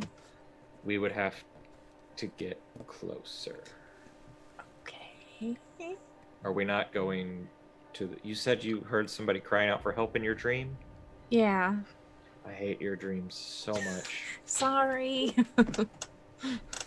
because without that detail, it would have been very easy for me to been like, I don't care. Just Go back to the truck that I didn't even really want to go to in the first place, but it's difficult to turn down someone crying for help and not feel a little bad. Does it sound like a person crying for help or a goblin crying for help? What did it sound like? The voice? There is no difference. There's no. It's just a voice. These goblins used to be people. They I used don't- to be humans. It did. It just was an unrecognizable voice to me. That's all I know. How far away is it from us? Oh, you're down the road a bit. You're about 200 feet away from where the churchyard is. All So right. from where you're currently situated, it's possible it can't see you. You could just barely see it. So All right. So what are we doing? Is it is Well, in directions from the truck to the church, or is it along the way, or it's no, it's in a different direction. Not a Oh, we huge need to- detour, but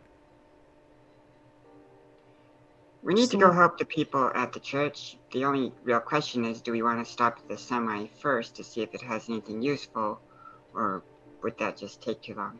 That semi is going to take most Yeah. of the day. So, I guess we can just get close to see if there's anything we can do. And I do have a matter disruptor grenade. it's a pretty good advantage. Yeah, and Nell's got fire, Yeah. I guess. So I flick out my little lighter. we've got an option. All right. Well, if we're going to do this, we got to be careful. We got to be quiet. That's a fully automatic weapon. Also, any of us who have learned anything about goblins, there's never just one. Which means there's probably not just one machine gun. It means we each get a machine gun.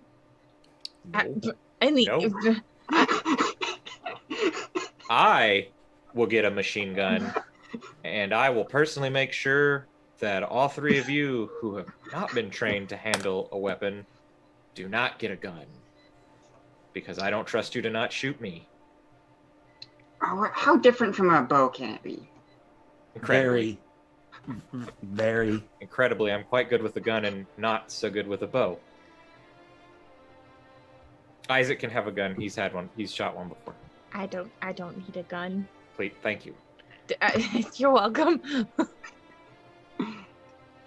If Isaac gets a gun, then I get a gun. No, Isaac you can't be has- trusted Isaac- with fire. so Isaac as has you're walking along the successfully roadside, fired one. as you're walking along the roadside towards the church having this conversation, I would like all of you to make a speed test. We're going to put a difficulty 3 here, as as you're walking, you spot something emerge from the woods on the other side of the road from the church. It's another group of goblins. One of them carrying an assault rifle, the others with little tiny spears and knives, but they're escorting 2 people. The Jorgensen twins. So speed test to hide if you want to. You're a little exposed on the road. Yes. Corin just kind of mouths. He's just like, maybe I should have called in sick. Maybe I should have said I was sick today. So it's going to be a Called us into difficulty who? 3. Just 3. If anybody has anything they would like to use to lower that difficulty for them, this would be the time No to need to? declare it. What's that? Nat 20. I'm just Nat making it roll. 20. Okay. So I as don't soon as have I anything to hear the help. goblins come up, some noise up ahead, I just instinctively fall, just leap into the nearby brush. So you know what? We're going to say that your quick thinking lowered the difficulty level for everybody else with that 20. So now it's only a 2, so you need a 6 or better. I got a 17. I had a 17. 14. I got a 3. Of course. Of course. No. You can spend course XP no to would be the reroll first if you one. want. How much was it? It's 1 XP to 1 reroll? XP to reroll. You know what? In this situation, I will do that. I was like, you have 6 XP, you're good. Yeah, I'm going Yeah. to do that. I just how do assume Nell will be the one standing there with arms akimbo, just Yeah. like, I put it down. I will reroll. Okay. Even Nell understands that she's no match for a machine gun. I was like, nah, I could take him. That's a 19 on the reroll. Much better. There we go. Much better. Now there's a moment where you kind of go for your sword, but you see everybody else ducking. Think about it for a second. You're, all right, you go in there. And the last one into the ditch, just as they're coming out, you're able to identify him real quick. What do y'all do? Get my rifle ready. What do we do? It's twins. uh, How many Do the goblins? twins like 6. One of which has an assault rifle. How does Isaac it- pulls out his shield and probably has his pike at the ready, but the first thing he wants to do is make things a little harder for that goblin. Okay. And he sticks his eyes are directly looking at the machine gun. And we're going to use... Can I use this before battle or the scramble machine? What does that do? You render one machine within short range unable to function for 1 round, or I can increase the difficulty of any action by the machine or somebody attempting to use the machine by So- 1 step for 1 minute. They're about 40, 50 feet away, not short range. Corin Okay, so Corin is are they like heading- Corin is doing this to everybody. are they heading our direction or are they heading... They're heading For- straight across the road into the churchyard. You hear the iron gate. Ding, ding, ding, ding. Okay, we're moving away from us, not towards us. They're moving perpendicular to you. Okay. Okay, You're then moving I'll along hold the off. road, and they cross the path about 50 feet up where the churchyard is. I did want to ask what the, do some sort of insight on the twins. See what their mental state is. From that 19, we'll get you a little bit of benefit from that. I mean, they look rough. It's tough to say what they've been through the last, since you last saw them, but they don't look so great. Okay. Need to observe. We need to get closer. Correct. And figure out what kind Mine's- of attack. Gonna pull out her slingshot and get a rock ready. I'm ready. Okay. I've got my rifle at the ready because it's my long distance. I feel like the twins would make good use of the assault rifles. Why doesn't that make me feel better? I mean, we don't want to let them to get them inside the building where there's more. We should. Oh, it's we too should late for that. get- They're already in. Oh, they're in. Okay, all right. We have well, no idea how many goblins there are. It's better for us to see if this, to let them take them in, and we observe from the At outside. least 7. For all we know, we could have started something and 10 more jumped out. And then we'd be right out in the open. So let's get closer and let's observe. Okay. This is a stupid question. What's the geography around the church?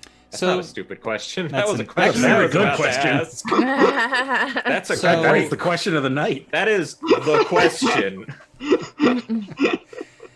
from That where will answer a lot of questions. from where you currently are, this is a country road, old, cracked. It's not been kept up since the fall. A lot of the main roads have been maintained. This isn't a main road. People don't travel this way very often. The church itself is situated in the center of a large, what seems to be very squarish lot of land. An iron fence runs the perimeter, not very high, but it does have spikes topping it, about 4 feet off the ground. There is a large iron gate right at the front, and at the roadside it seems like there used to be maybe parking, because it's receded a little bit away from that. Not that Nell would know what parking is, I guess. Oh, you were 10. Maybe you remember cars. Well, we saw one pass down the road. Well, you know cars, but you don't know as much about... Nell doesn't know as much about them. No, Yeah, anyways, at the fence line, on the side that you're on, is pretty dense forest. And it seems to go right up to the fence. You get closer. Are you going along the road or are you going through the woods? I vote for the forest. Forest, definitely. That'll help conceal our movements. And we definitely have rope to climb over the fence, rather than We got rope. Yeah. Does this fence go all the way around? As you get closer, it does appear to, though some sections of it have fallen in or rusted away. It's not well maintained. And the churchyard is actually a graveyard. You can identify the stone monuments amidst very tall grass. All of it would probably be waist high on Corin. So Quinn, I mean, you'd be more like shoulder height. As you are kind of taking in the scene, you can definitely still see the goblin on sentry up in the bell tower, kind of rotating around, watching the yard, making sure that nobody can approach. He can't see you in the woods, but if you got into the graveyard from that position, there's a very good chance he would spot you. So we're on the... What side of the church are we on, direction-wise? Call it east. Which way is the wind blowing? Wind is currently blowing out of the west, so towards you. You are downwind. Good, they won't smell us. Is the only goblin we see the one in the bell tower? Everybody else went in the church? Give me an intellect 3 if you want to try to discern. I can also use my binoculars if you'd like to look.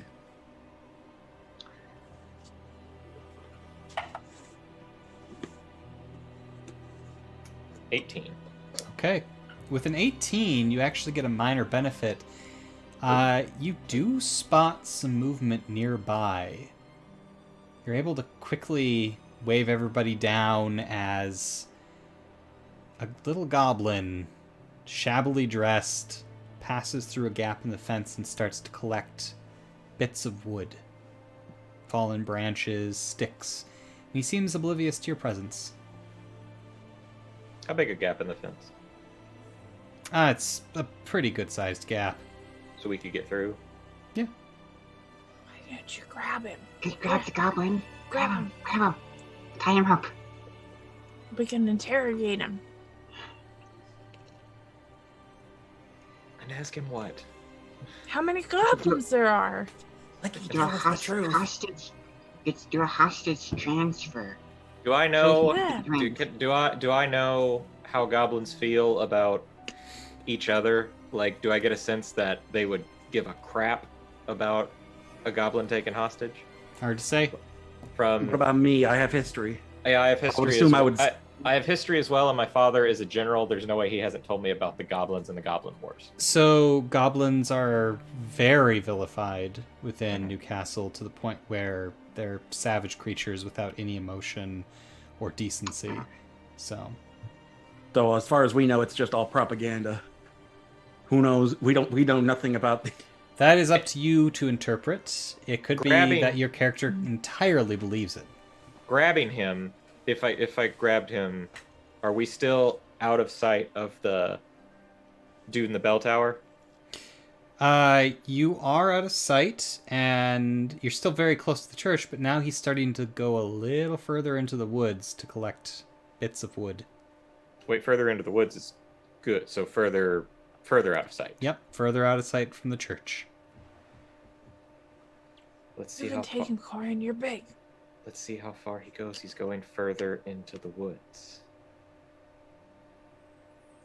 I want to keep an eye on that one that's going further into the woods. Okay. Is he just gathering, looks like he's gathering firewood, I assume? That appears to be what he's doing. He every once in a while makes a little trip back to the gap in the fence where he dumps a pile of firewood. I look at Nell and I go, Nell, Nell's snuck away to go grab the goblin. I was gonna, God damn it. I was gonna ask, I was gonna ask her to help me grab the goblin. Well, Nell has already disappeared. Nell, why don't you actually give me a speed test to try to stealth away from your friends? I'm going to make this a difficulty 4. All right. So 12 Well, or she's better. not necessarily sneaking away from them on purpose. She's just decided she's going to go get. If the she's not goblin. sneaking, I grab her shirt Yep. Okay, So yeah, I'll just allow that. and I go, Nell, help me grab him. Right. I'll watch the church, and I'll pull up my binoculars and keep an eye on the church. And I just kind of pull out some rope and I show, I got some duct tape as well, so I think you can understand what we're going to do when we grab him. We got this. We're going to try and restrain him. Well, in that Timer. case, I need Timer. each of you who is going to attempt this to make a speed 4 test That's right. to try to sneak up and grab this goblin. I'm definitely gonna apply my not work to this test, provided I'm using the rope. Okay. I Um, got nothing. What's the difficulty? For you, it's a 4. For Nell, it's a 3. Can I apply initiative to this? Not initiative, but you can apply effort and edge if you want. I will apply Mhm. some effort. Okay, so you do a little speed effort. I got an edge of 1. So I will do that as well. All right, so it's a 2 for Nell, a 3 for Corin.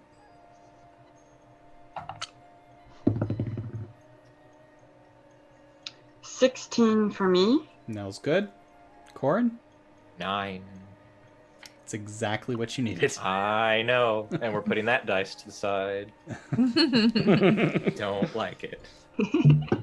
Your dice are like, this isn't Dungeons and Dragons. They're I very don't like confused. this They're game. very confused. They're all over the place. Where's my ability modifier? They're the epitome of random tonight. So you are able to sneak up on the goblin who has found a small patch of mushrooms and is busy quickly filling a little sack with them. Corin, you're pretty sure those are poison mushrooms, but Cool. yeah. You're able to sneak up, distract, and quickly grab, wrestle him to the ground, duct tape his mouth so he can't make any noise, and tie him up. Cool. I'm immediately, when we get him tied up, wave to the group, and then I'm going to pull out my pistol and cock the hammer back and put it up to his chin and say, "You make even the slightest noise, and I'm going to find out what this bark looks like with your brains on it." I'm going to be roughly manhandling the goblin at this time as well. Once the pistol's on him, he freezes up. He just kind of nods. So, we're going to remove the tape and we're gonna have a little bit of a conversation. And you're not gonna make any noise other than to answer our questions quietly. Cool. Cool. I like you. You seem fun.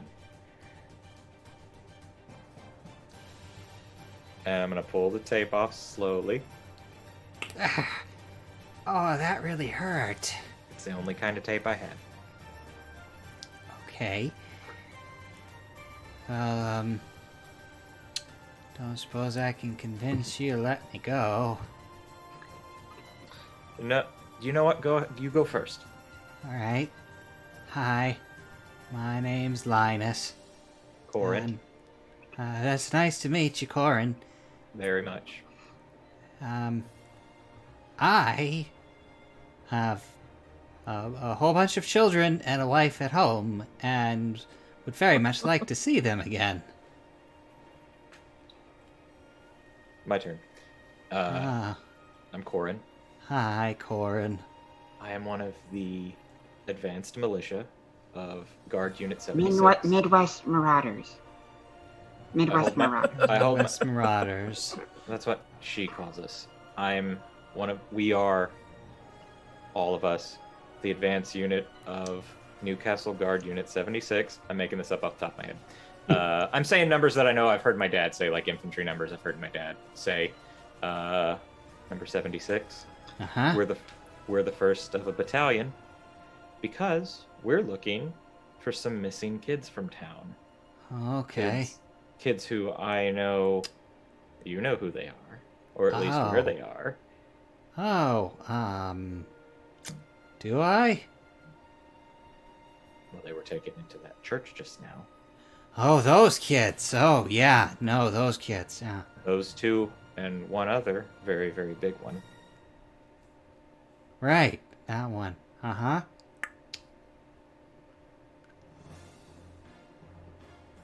You seem hesitant on that one. Oh, he didn't come. He's not with them. He kind of fought back against the hunters, and Against being kidnapped? yeah. Crazy. Well, you know, you gotta eat. So we good? Excuse me? Ew. Excuse me? Yeah. Yeah. Okay. I can see this isn't going to be a very good day for me. It could be better. I would very much like that. So, how can we make that happen? You telling me the big guy was eaten? No, they just killed him. Great. What No, about the two little ones? I mean, they're gonna eat them. Not me, though. I'm a vegetarian. But they're going to eat them. Yeah. I'd like to insight. Oh that no, he is definitely vegetarian. not. He's definitely not. No, He's got a little thing of course beef not. jerky sticking out of his pocket. You hope it's beef jerky, actually, It's but not some sort of beef jerky. So here's the deal. I'm gonna ask you how would be best to resolve this. We want those two back. Okay. I mean, that Or- doesn't seem like a very likely thing. Well, But if you here's got the more deal. people coming. We do have more people coming. Like I said, we're the advanced unit. However, if we were to leave with those children, we would meet the backup unit and let them know that we have found the Right. children and found the body of the other one, you know. And they wouldn't need to completely decimate your hideout. Alright. I mean, so if I'm hearing what you're saying correctly, I'll go back into the church and I'll tell the boss that the humans are coming and that if they give up the kids, then they'll let us leave. Is that what I'm understanding? I kind of ignore that question and I go, how many automatic rifles do you and your company have? Doesn't answer. I pull out the grenade. Answer the question. I pull out the grenade. Yeah. And I hold it up in front of him and I go, do you know what this is? It's a grenade. Yep, Why is it glowing? that's a good question. I hold it up to his ear and I shake it. Okay, hear that? No. Exactly. You know why you don't hear anything? I don't know. It's a matter disruptor. Do you know what that is? That sounds like sci-fi mumbo jumbo to me. That's true. It creates a singularity event. What that means is instead of an explosion, everything in the immediate vicinity gets torn to shreds. It's much more violent than an explosion. It hurts a lot more. You feel it a little bit more. Okay. So I have a few of these, and they're kind of standard for the people that are coming. So, how many fully automatic rifles do you have?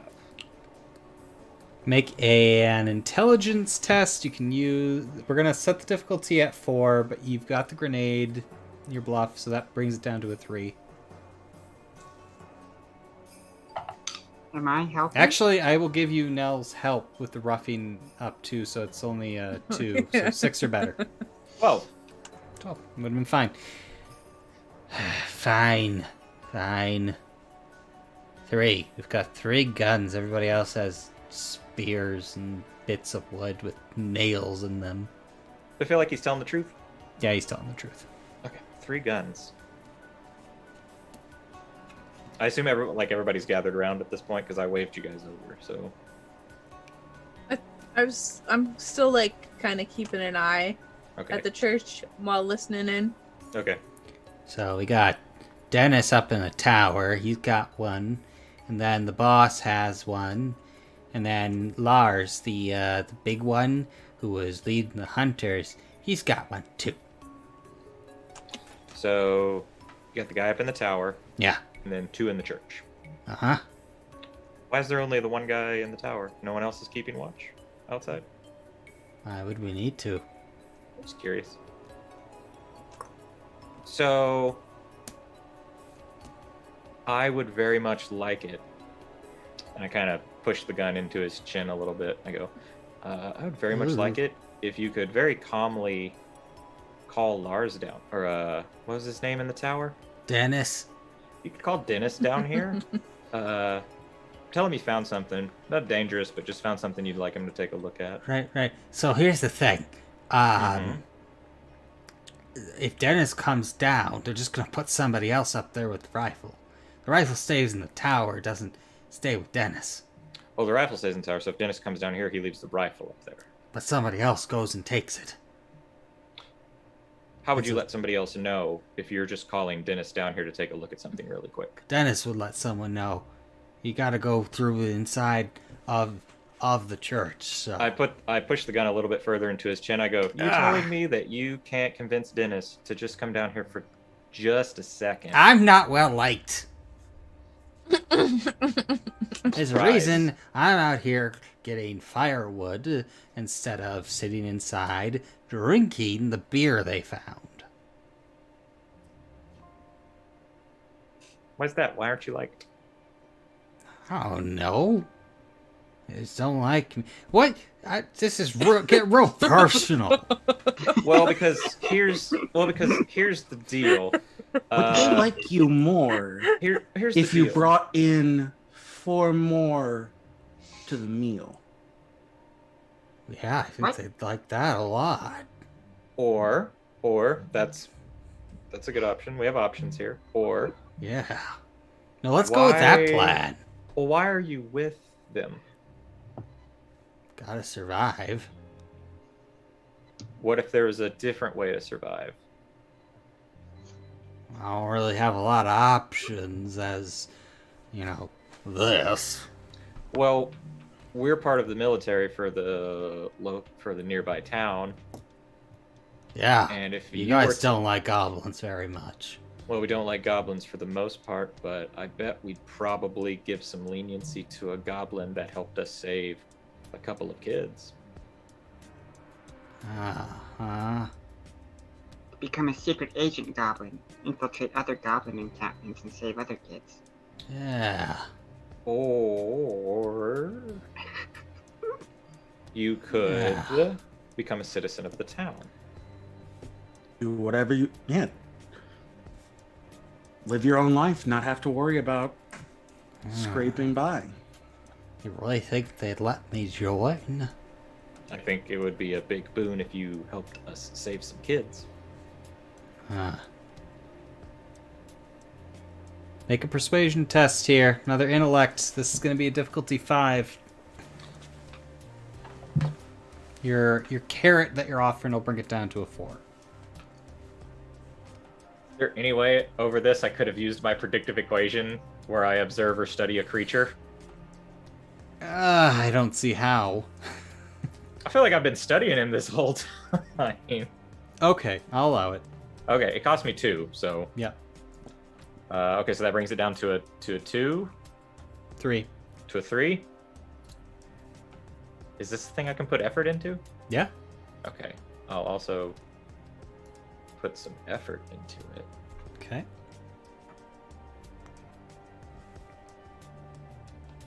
So that brings it down to a 2, the effort? Yes. Okay.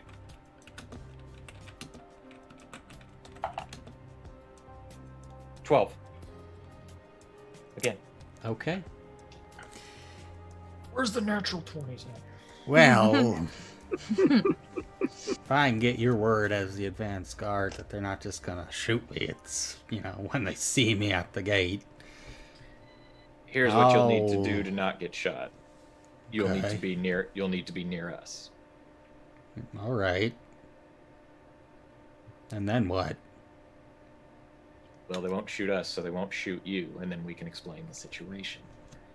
However, if at any point you go running off to help the goblins or something, and you get caught up in that goblin crowd, you will just get mowed down by their advanced weaponry and the several matter disruptor grenades that they have and that we have. Oh, yeah, So no, that doesn't sound good. So you're going to want to stick with us. All right. Well, what did you have in mind for getting them out? Well, that's where you come in, my friend. You said you're not well liked. No. No, I'm not. I've learned to live with it. Is there any way you could climb up that tower and maybe push your friend off?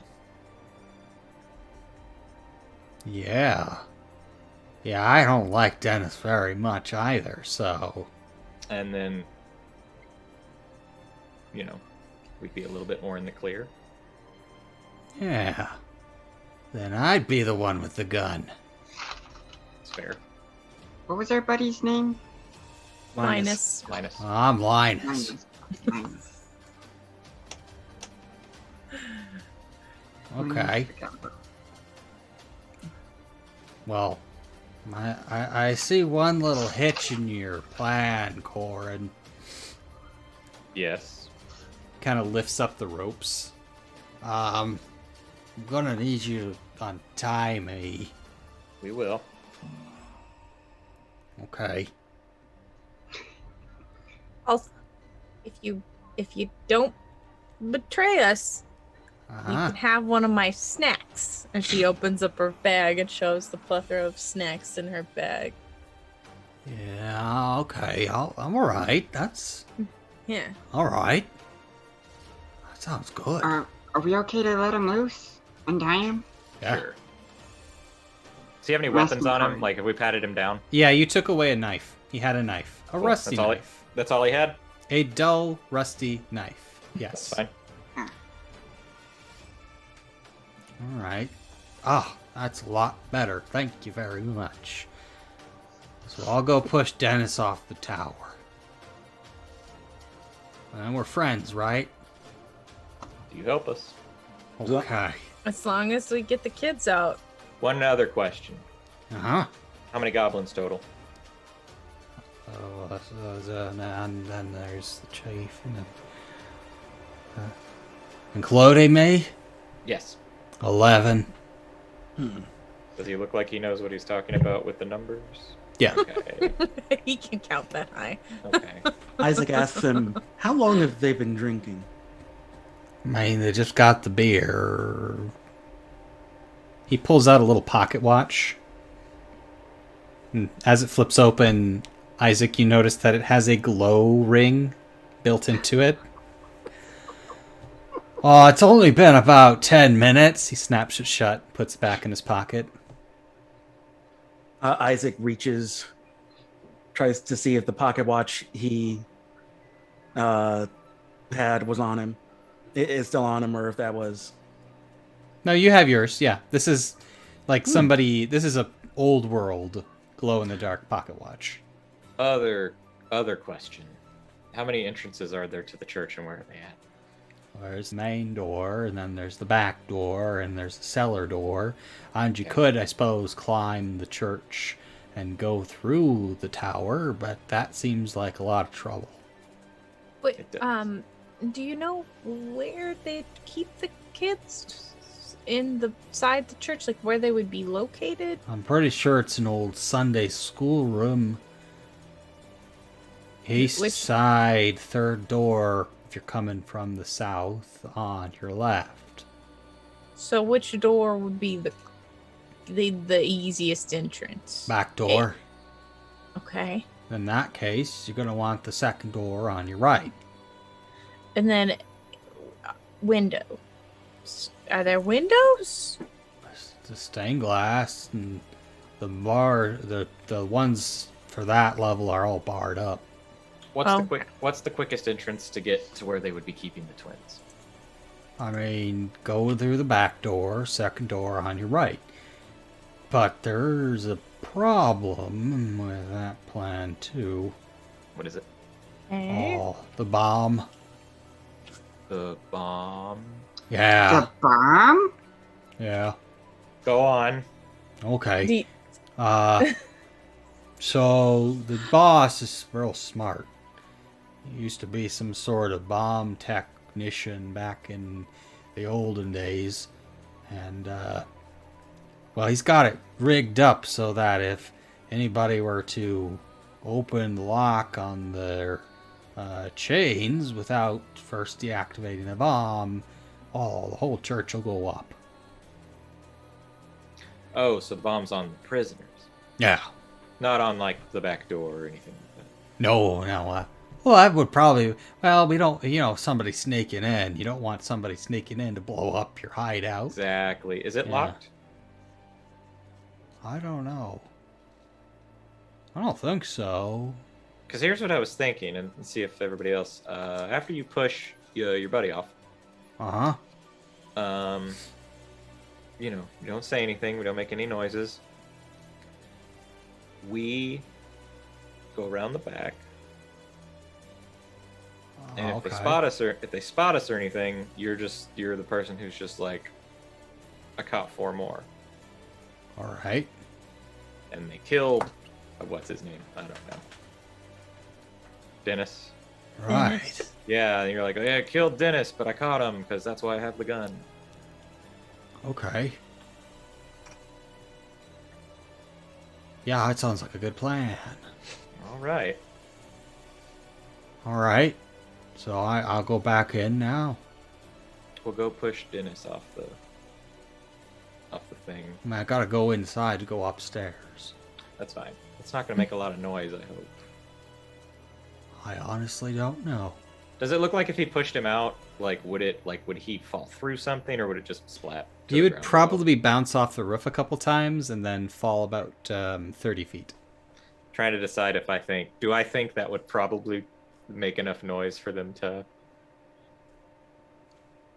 That's tough to say. In relation to the back door, how easy would it be to get to the back door without the dude seeing us from the tower?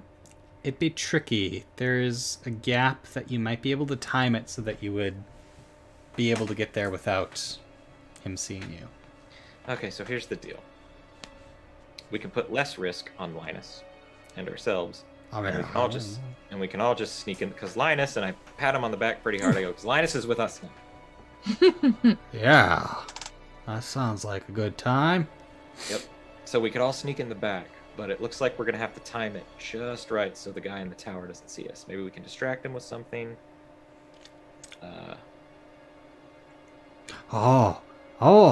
I'll shout up to him. I'll go over through that hole in the fence. Now you go through that one over there. And then I'll shout up. And when you hear me shouting, he'll look at me. And you make a break for it. That's good, but I actually have a different idea that I think will make Nell a little bit happier. Oh. Oh. Is the wind still blowing towards the church from where we are? Away from the church from where you are.